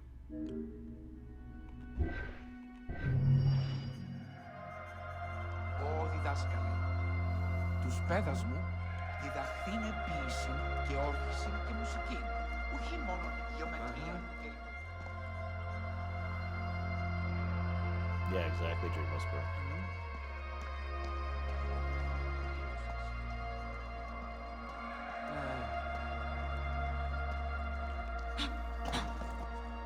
Aww. Sadness. What time is it? Let's do one more. Just one. Don't want to bog you down with this. Reese's peanut butter cups are amazing, but if you eat nothing but them, it's gonna grow old. I gotta be honest, I kind of want to see the Hippodrome. But what do you guys think? We've also got, if you give me a minute to get over here. There we go. I was gonna say, there's probably a bunch of stuff in Cyrene. The Acropolis, the Founding, Temple of Zeus, the Jackass, Gladiatorial Arena, the Thermal Baths, Crucifixion, Roman military equipment, the Katara Depression,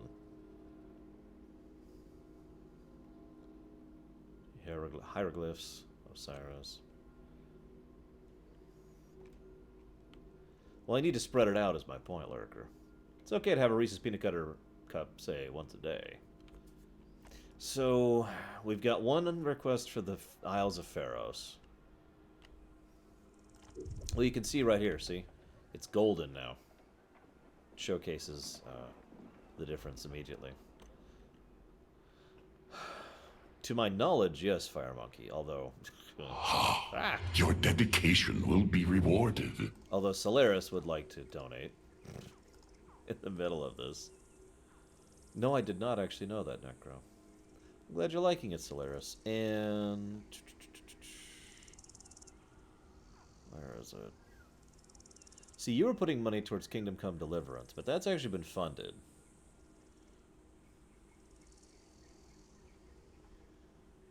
I mean, I could say Kyrene, but the C or the K isn't the problem I have. It's the Eni part. That's really throwing me. I look at that and I see Kyrene or Cyrene, not Kyrene or Cyrene. Thank you, Solaris. What would you like to put it towards? We got all sorts of stuff. Okay. Screw it, let's do two. Let's do both of the requested ones here. The Isles and the Hippodrome.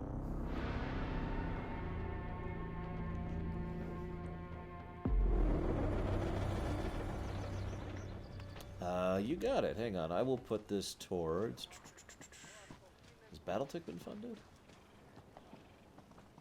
Has MechWarrior been funded? I'll need to check those, but Battletech or MechWarrior?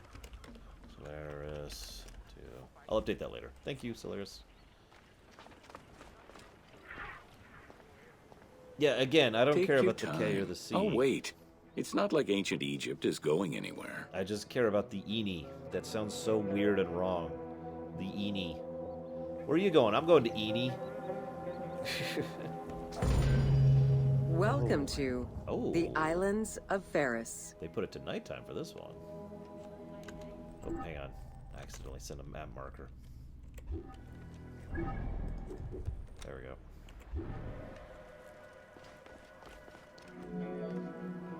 The Heptastadion was a bridge-like causeway connecting the island of Ferris to mainland Alexandria. Its name is based on the Greek terms of measurement, hepta, meaning 7, and stadion, which is a measure of length of roughly 180 meters. Just a sketch of it. Wait, hang on. So it's literally 7 times 180? That's the name of this thing?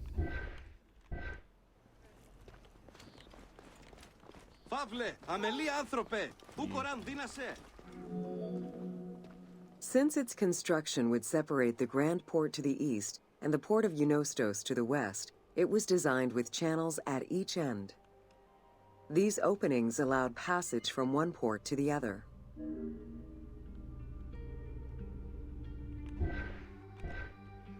No, it's more than a bridge. It's a transformer.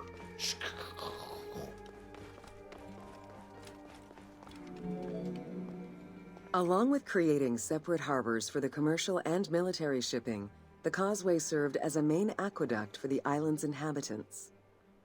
Its presence also helped protect the island and its ports from rough wind and sea currents.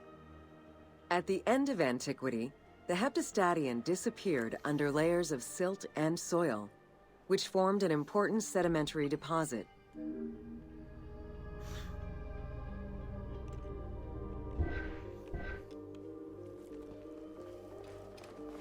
Oh yeah, this bridge was absolutely enormous in real life. Flippin' gigantic.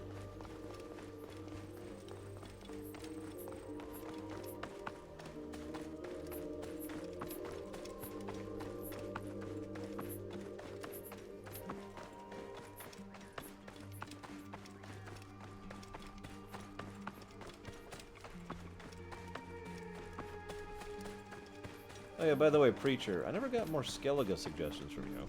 Just point it out. While the Serapeum was the most celebrated of the temples in Alexandria, many other temples were built within the city. Most of these structures have been completely erased over time, and there is no way to discern how many existed. However, research of ancient papyri offered tantalizing hints as to the possible location of at least some of the temples. Weird, isn't it, Czar?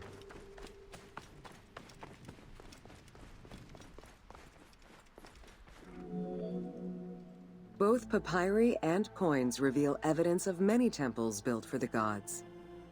Poseidon, the god of the sea, likely had an edifice in his honor west of this island, as well as on the mainland. This temple next to you is dedicated to Isis Feria, the divine protector of the lighthouse. This location hosted annual celebrations in the month of April, known as the Sacrum Feria, in connection to the lighthouse. In her incarnation as Isis Fortuna, the goddess carries a rudder and a cornucopia, both symbols of good luck for navigators.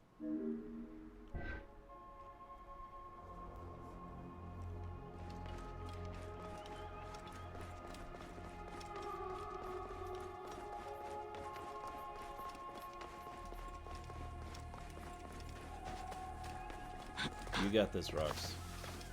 I hope. Considered one of the 7 wonders of the ancient world, the Lighthouse of Alexandria was a source of great pride for the inhabitants of the city. Construction began under Ptolemy I's reign and lasted 15 years. It was completed during his son's rule. Once completed, the lighthouse was dedicated to the gods for the salvation of those who sail the sea. You know, this may sound like a weird thing, but you know what impresses me more than the construction of Pharos? The Pharos Lighthouse, that is to say? The upkeep of it. Think about what would be required to keep that fire going way up there. We kind of get a hint of this in the game, if you remember, when we actually go up there and see the piles upon piles upon piles of wood stacked at every level. And oil. Barrels of oil. And by barrels, I mean vases. Built on the island of Pharos, the stone structure was 3 tiers set on top of one another in a step formation. The second floor consisted of an octagonal tower, and the top floor was a cylindrical tower topped by a statue. The interior provided space for staff rooms and a ramp which allowed the transport of fuel to the upper floors. Oops. I could only see Abstergo doing this if it was heavily revisionist, because that's literally been their approach. We've seen that since, what, Assassin's Creed 3? No. I don't remember when they first started doing it, but I know they started doing it. And, like, we would get notes from the staff saying, we need to revision this section or this section, because we don't need viewers at home learning about this truth and that truth, you know? Essential to safe navigation through the rifts and shallow waters, the Pharos was a functioning lighthouse, with a beam reportedly visible 50 kilometers away. It's unclear what kind of fuel was used or how much. Any other details of how the light worked remain a mystery.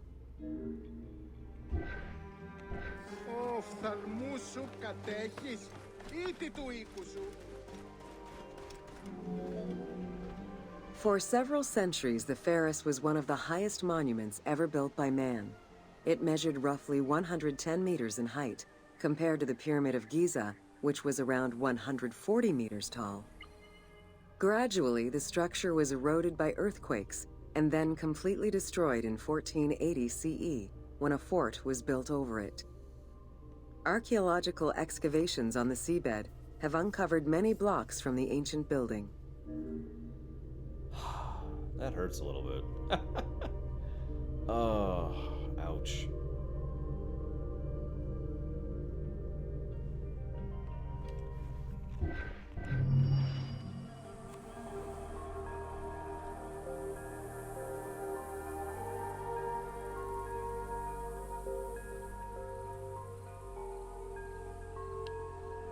That's true, Necro.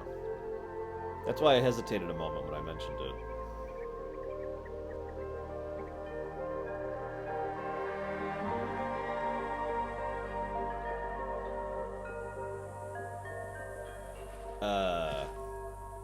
No, you're remembering correctly, Preacher. Something like, urban. Well, okay. Urban for Skellige would be nice. I was having a really hard time finding a good shot of the fortress. I actually tried several times around there. I never found something that was acceptable for me. So, if you can find one, great. And yes, Snoo.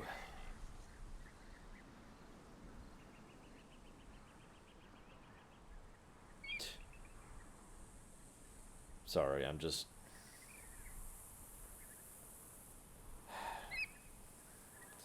You know what's funny? I could make the comment on... paraphrased. It's such a shame that people don't understand the value of history or retaining said history for the future, right? For art, for culture, for historical purposes, for study, for learning. Then I remember that there are still episodes of Doctor Who we don't have. A show that was made when my mother was alive. Then I get sad again.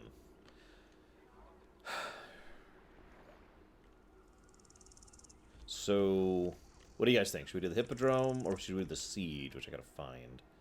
There it is. There it is. The siege right there. So we get the siege is a long one, 22 stops.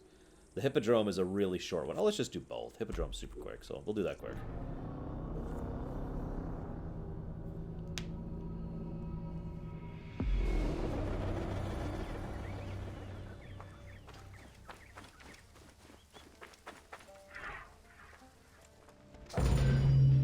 Welcome to the Hippodrome of Alexandria.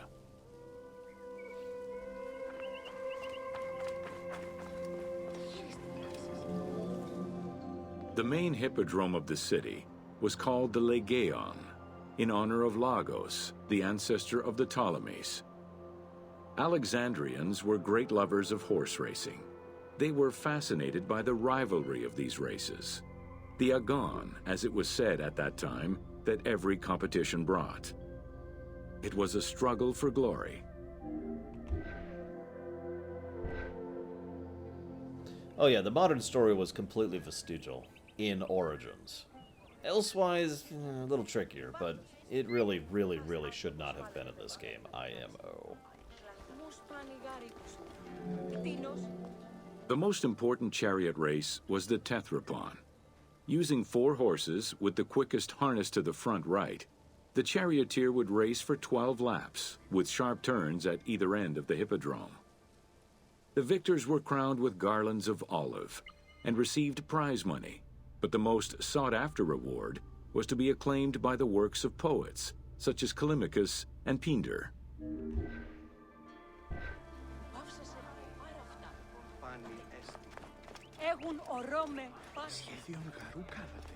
Yes, Django.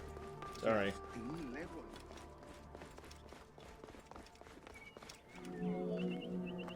Ye hymns that rule the lyre, what god, what hero, aye, and what man shall we loudly praise?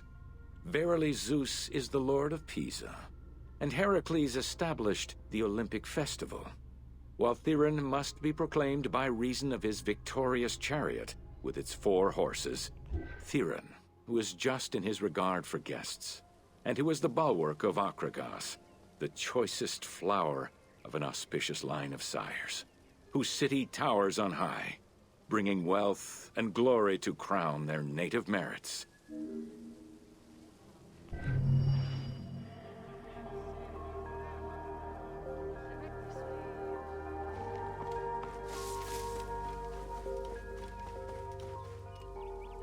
See, like this would be a great background right here. Look at that. Perfect.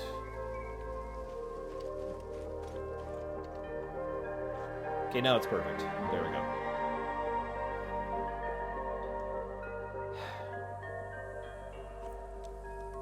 I know, right, Duncan? Alright, the siege. Where's the siege? There it is.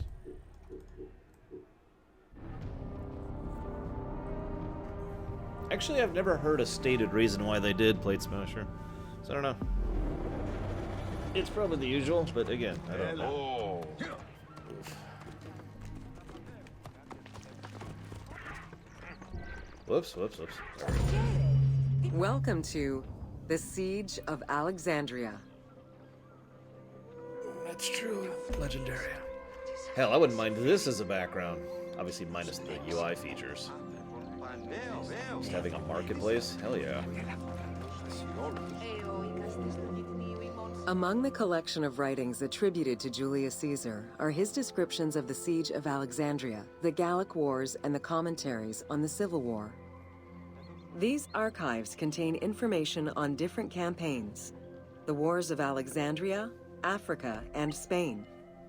Each of them recounts Caesar's military activity from 58 BCE to 45 BCE. Though Caesar's documents remain a main source of information, it's important to note that the perspective is limited. It is necessary for other historical documents to be taken into consideration to provide a better understanding of events. Hello, City Raider. Welcome to historical mode. I think they call it Discovery Tour, but it's historical mode. That's all that really matters.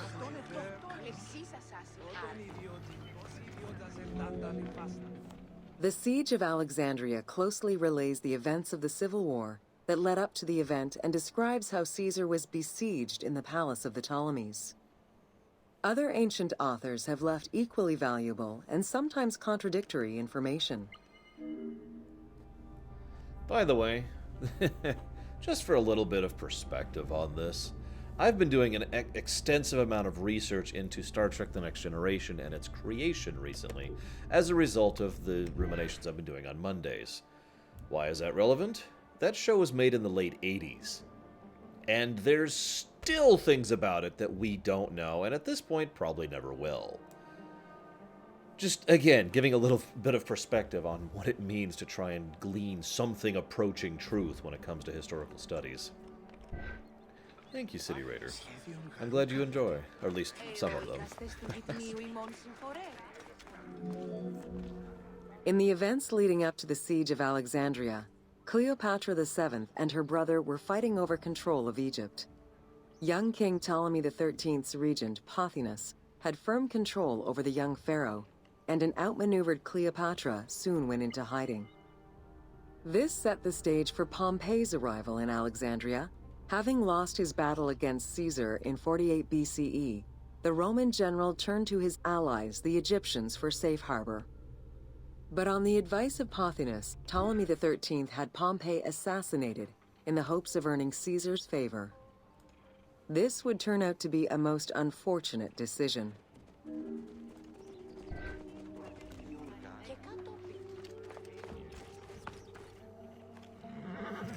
Lol, paid special. Upon his arrival in Alexandria, Caesar was presented with Pompey's head. The sight of a Roman murdered by Egyptians did not sit well with him. Caesar made his displeasure clear, ordering the return of Cleopatra, and for the siblings to resolve their differences and resume their co-rule of Egypt, as per the will of their father. Neither Pothinus nor Ptolemy XIII wished to accede to this demand. While doing his best to aggravate Caesar, Pothinus secretly plotted against the Roman ruler and sent word for Egyptian general Achillas to bring his 20,000 men to fight on his behalf. While Pothinus plotted against Caesar, Cleopatra made a bold move. She was going to wear short skirts with high heels. No. Oh, okay, sorry.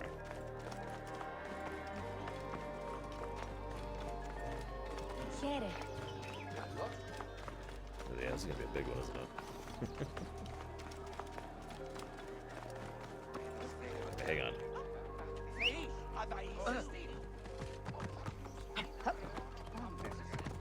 No socks and sandals. Instead, she wore tennis shoes without socks.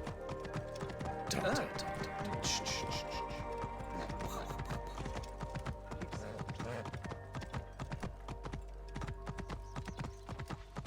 Yes, if there's anything that Star Trek The Next Generation has taught me, it's that only guys can rock short skirts.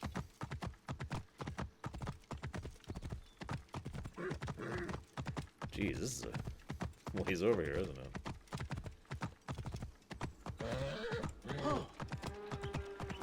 Well, whether I agree with the censorship or not is irrelevant. I will say that I can at least understand doing it, basically to avoid any controversy or problems. You know what I mean? Just, you know what, I don't feel like dealing with this. Censored, moving on. There are various descriptions of the encounter between Caesar and Cleopatra. One report states that she snuck into the palace alone at night. Another account claims she was accompanied by an ally and was brought inside the palace wrapped in a carpet bag. Though exactly what happened at this fateful meeting is up for debate, what is known is that Cleopatra met with Caesar and earned his approval.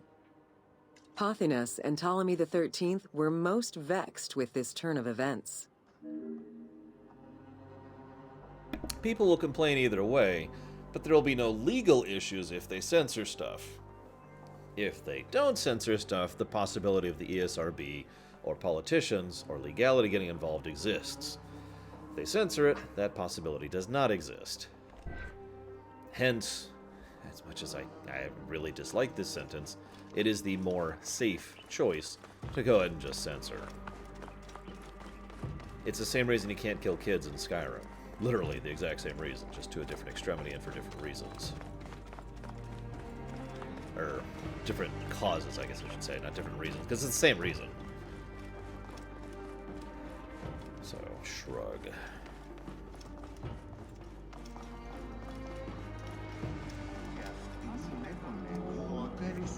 With Cleopatra finally present, Caesar chose to act as mediator between the siblings in the hopes of a peaceful resolution.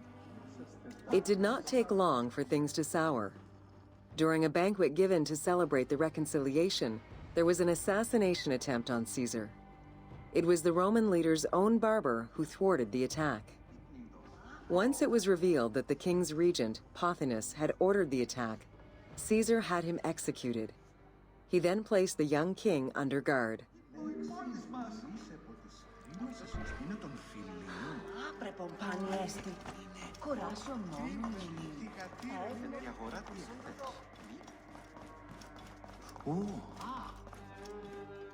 I've actually made this sentence before. That's really bad grammar. I've actually stated this sentence before, and I actually still agree with it. I think one of the major problems isn't making kids killable in games, at least from a purely creative perspective. I think it's that I think most game creators don't know how to make kids that aren't brats. You know what I mean? Just my take on it. Caught within the palace with roughly 4,000 troops, and with the knowledge that the arrival of enemy forces was imminent, Caesar sent for help from Syria, Rhodes, and Cilicia. He ordered his men to dig a ditch around the palace and build a wall leading to the harbor. This would ensure Caesar's access to the sea. When Egyptian General Achilles arrived in the city with 20,000 men, the battle for Alexandria began.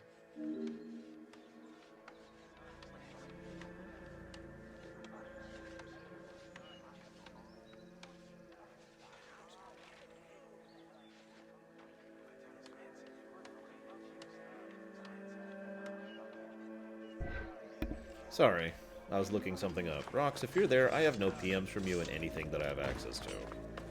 Just a heads up. Unless you PM me on the forum, which I don't really check anymore. Oh my god!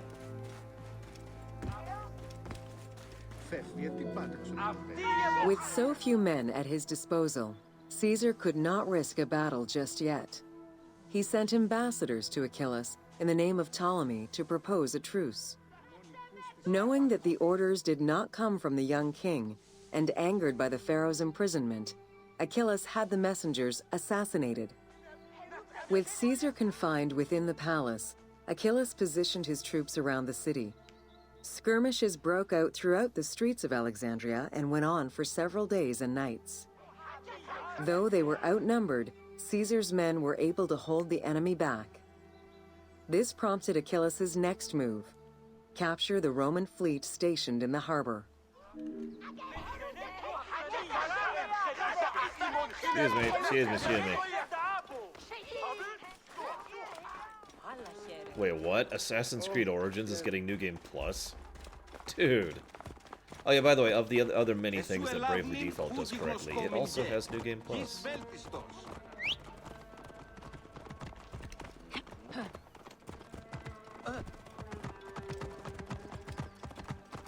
By the way, sorry for being so quiet. I'm trying to, you know, not interrupt the flow of the tour all that much.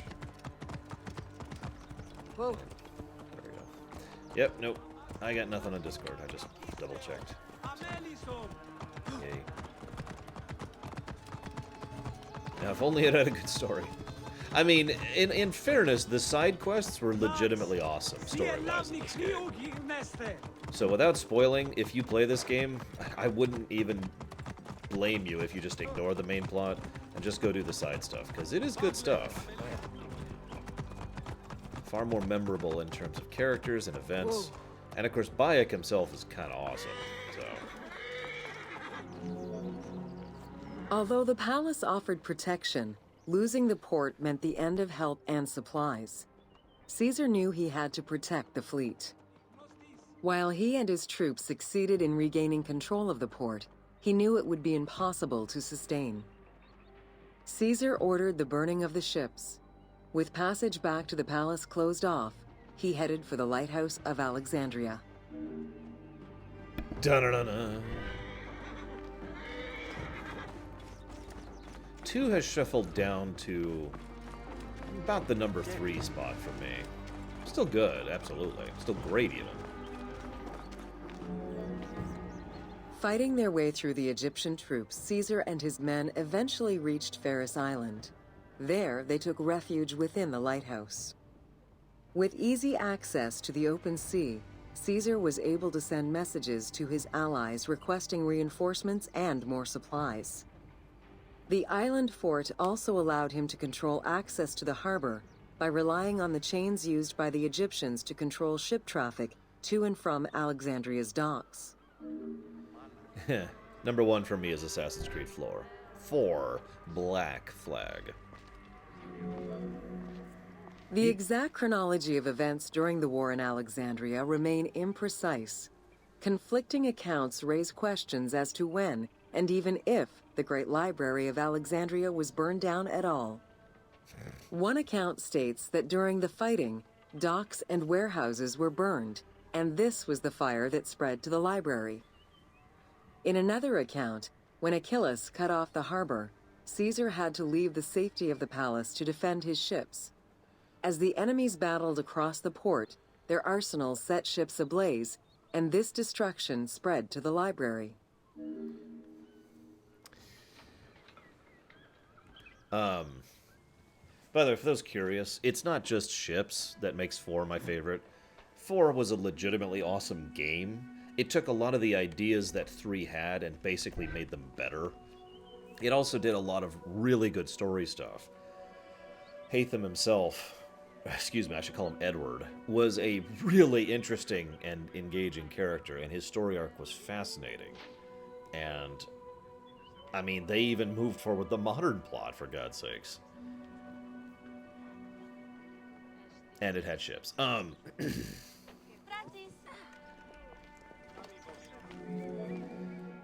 In either case, the Great Library was not completely destroyed. Experts point out that its location was too far from the harbor, and much later texts refer to the Great Library as being intact. Warehouses near the harbor contained manuscript copies awaiting export, and it is more likely that these documents were destroyed than the Great Library itself. God.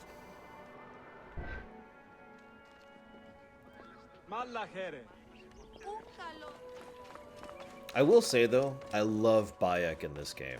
While I have many complaints about origin stories, Bayek is not on that list. He is very well acted, very well characterized, and goes through arguably 2 complete character arcs throughout the course of the game. He was awesome. The destruction of the Great Library may have been due to a number of fires over the ages. Its end was probably closer to the 4th century CE, when the Christian Emperor Theodosius I ordered the closure of all pagan temples. While some documents survived after being moved away, it remains unclear just what knowledge may have been lost. Aya was a great character in a vacuum. That's her, the woman we're playing as right now. In other words, she was actually pretty awesome and indeed had a great mentality. As I was pointing out throughout the premiere run, and I'm going to try not to spoil any specifics here, but as I pointed out through the premiere run, he and her made good contrast to each other because both of them had completely different mindsets about long-term philosophy and what they were going to do and how. Now that fell flat at the end, but anyways, the problem for me was when the 2 of these characters interacted personally. There was nothing there.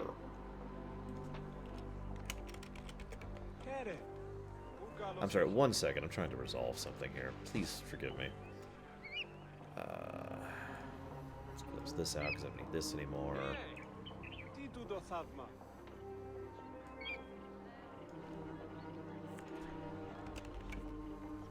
There we go. Hello? There we go.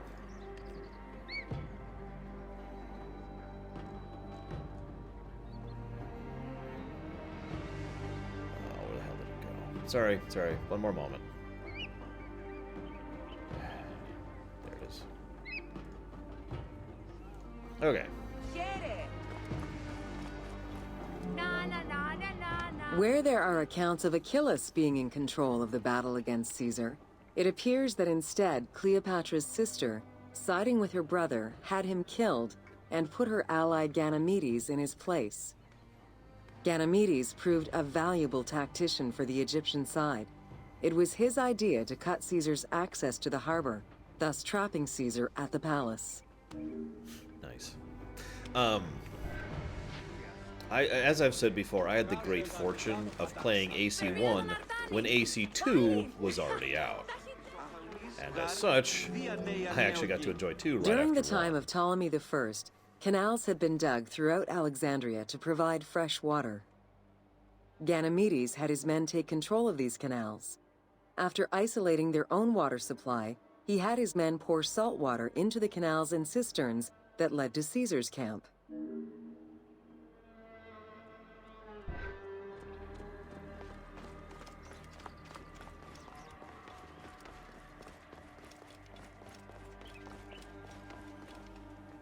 In case my point isn't clear, by the way, if I'd played AC1 when it came out, without knowledge of AC2, I probably would not have played AC2, because I didn't really like AC1. I mean, there were good parts about it, absolutely, but then there was the rest of it.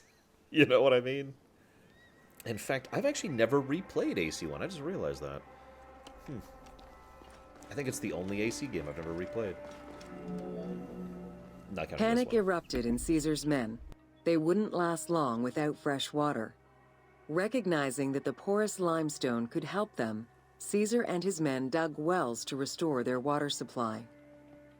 Days later, the 37th Legion, comprised of Pompey's soldiers, arrived by ship. Unable to come ashore due to the winds, Caesar risked going out to meet them on the peninsula, Cape Chersonese. When the enemy learned Caesar's location, they rushed to intercept. Despite an obvious advantage for the Alexandrians, Caesar, with a Rhodian ship full of skillful sailors, emerged victorious. Oh, sorry. Dun-dun. A full AC low run? Well, if you pay attention to the website, you'll notice that I pretty much flat out said I will not be doing a full AC low run because it would take a very long time. I'm still not 100% sure what I'm going to look at right now. I'm still kind of debating it. I mean, AC2 is a must. I don't even need to make that point. I'm hesitant to go back through AC1. As weird as that sounds, even though it does establish the story, I don't really think I could argue that AC1 is mandatory for the lore of the series. So, AC2 is a definite, and Revelations is a definite, and 4 is a definite. 3 is probably a definite. I know a lot of people don't care for 3, but the sad truth is 3 was the end of the first act of the Assassin's Creed story. You know, without spoiling here. So, anyways, I'll talk more about that later. With help from the Allied ships, Caesar's victory enabled him to push the Egyptians back and secure the lighthouse. Gaining control of Pharos Island sent the Alexandrians into the sea and swimming back to the city. However, Caesar's fortification of the island didn't last long.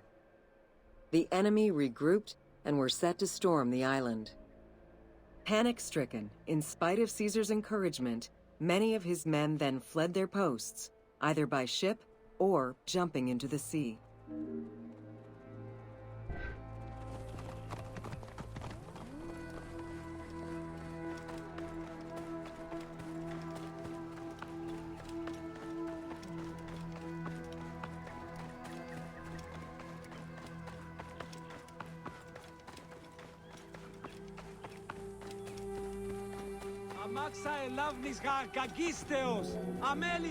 Caesar attempted to retreat, but Port Eunostos' harbor was overrun with enemy ships, preventing escape. Reportedly, Caesar gathered his papers and leapt overboard in an attempt to swim to an Allied ship farther out. Historian Cassius Dio claimed that Caesar would have drowned if he hadn't been able to remove his purple garment. Still, he managed to swim the distance and survive. The Alexandrians recovered the cloak and used it as a trophy to commemorate the Roman debacle. All right, I do a joke about your Five Nights at Freddy's rumination, or excuse me, lore run, but yeah, no. Maybe for April Fools. Unhappy with Ganymedes and wanting their king restored, the Alexandrians approached Caesar with a compromise. Caesar agreed to release Ptolemy XIII after entreating him to spare the kingdom and remain loyal to Rome. Once freed, however, the king defied the agreement and continued the war. Ptolemy the Brat. Wonderful guy. By guy, I mean kid. And I mean an actual kid, unlike the dude from Skyrim.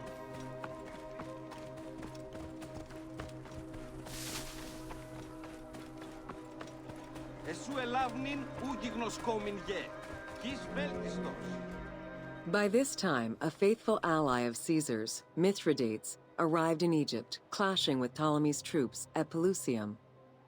Outnumbering the enemy, Mithridates secured the region between Pelusium and Alexandria.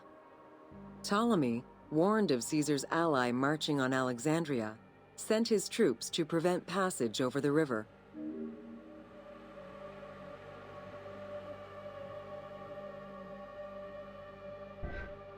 Χέριν. Καλώς.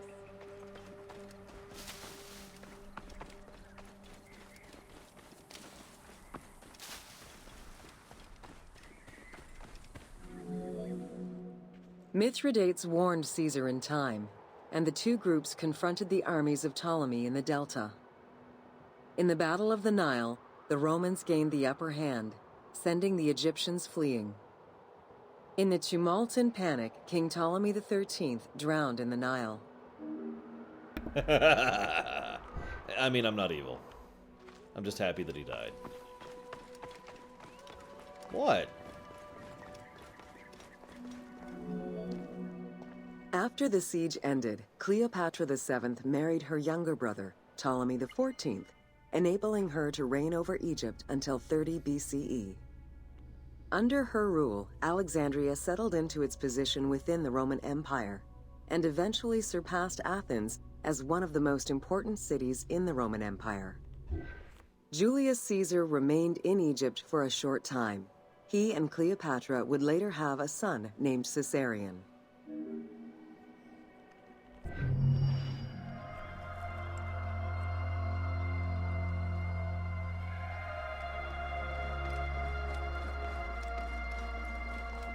And then he interacted with an assassin, and they found this ancient technology, and...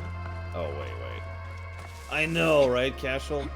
It's really weird to me how many times when studying history, and this isn't, like, specific to a region, but how many times it's like, and then this person married this other person who was their brother or cousin or their stepfather. If you have some time, check out Alexandria. It's one of the greatest cities in antiquity. You know, stepfather or stepmother or stepchild, in order to solidify political connection. It really is kind of messed up. But what the hell do I know? Oh, this is awesome. I could probably just do this all day. But again, I want to do this in a little bit of moderation. We've been doing this for 2 hours solid. So, this is awesome. Let me go pull up the thing here. Give me just one moment.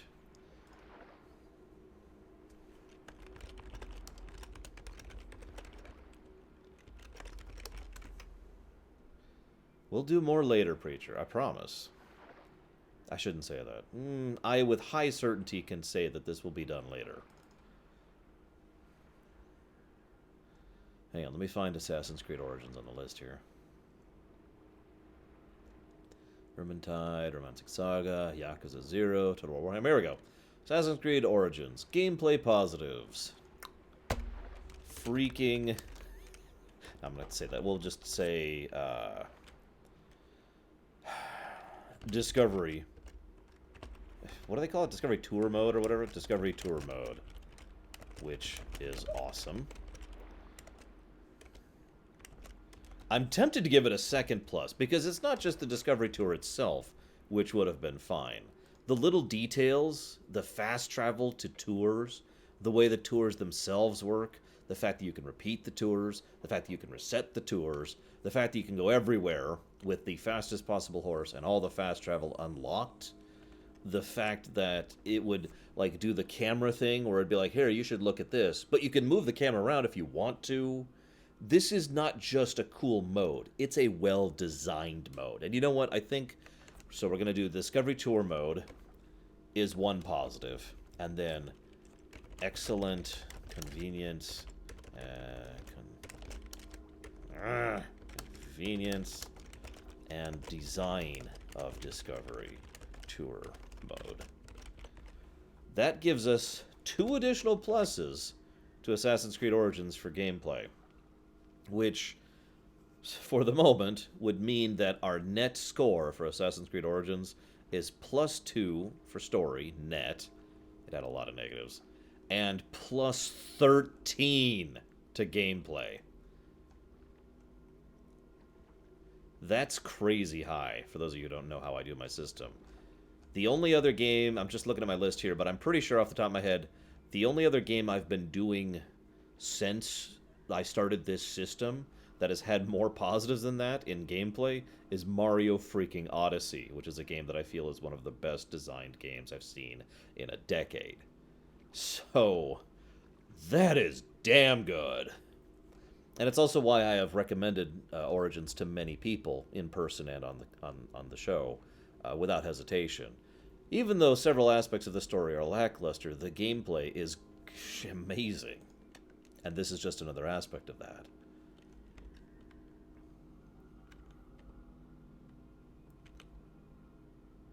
I'm really curious what this one is out in the middle of absolutely nowhere. Just really quick.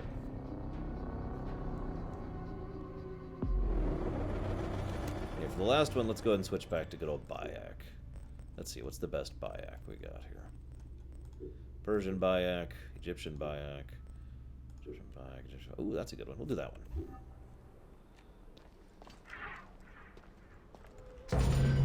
Welcome to the Katara Depression. You didn't... I mean, they kind of did that, Preacher. You notice how they used a different layer to show some sections of the battle? Not all of it, but some of it. The Katara Depression is located in the northwest part of Egypt. Oh, that's gorgeous. Reaching 18,000 square kilometers, the basin is 133 meters below sea level and covered with salt. It is the second lowest point in Africa, after the Afar Depression. Oh, that is gorgeous. That's background material right there. Look at that. I've actually been to Death Valley in real life. Didn't look anywhere near as impressive as this, I'm just saying. Yikes. The climate is very arid, with average temperatures reaching 36 degrees Celsius. The famous Siwa Oasis is located on the protected southwestern region. Today, the Katara Depression is utilized for oil exploration. And that is it. That's the whole tour for this, but... Wait, what's polymorph? Complete tour with at least 5 different characters. Haha. Yeah, I've been to Grand Canyon too. If I could figure out a reliable way to capture backgrounds in this game, trust me, I'm grabbing tons. There are so many areas I want a shot of. Like, oh, I don't know. That. Actually, no, hang on. Let me nitpick. Let me get into camera mode here. No, I want a little bit. What do we got here? Let's do it over here. There we go. A little bit more to the right. A little bit back. Right about there. And a little bit up. Perfect. Right there. That right there. That's background material.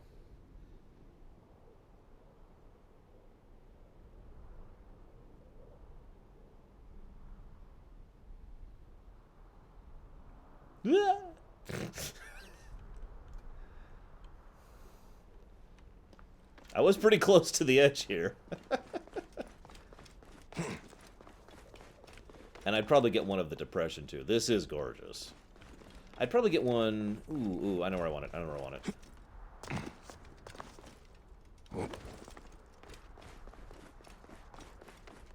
Let's see if I can get the shot I want. If there is a program to completely detach the camera from the character, that would also serve my purposes perfectly. There we go. Hang on, I gotta find the right spot for it.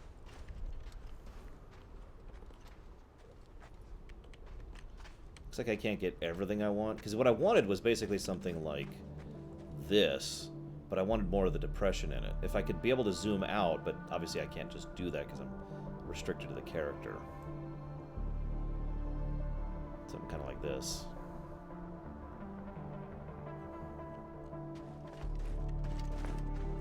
Although, the opposite works... I think that works better, actually, now that I'm looking at it. If you have some time, check out Alexandria. Yeah. I suppose I'll chop off the recording. Thank you for those of you who've been joining me on YouTube. This has been Assassin's Creed Origins Discovery Mode. From what I'm told, you can buy this separate if you just don't want to buy ACO. You can still buy Discovery Tour Mode, and that's awesome. It also comes with it if you buy the game proper. I highly recommend it if you're even remotely interested in history. It is very well done and very well polished. So...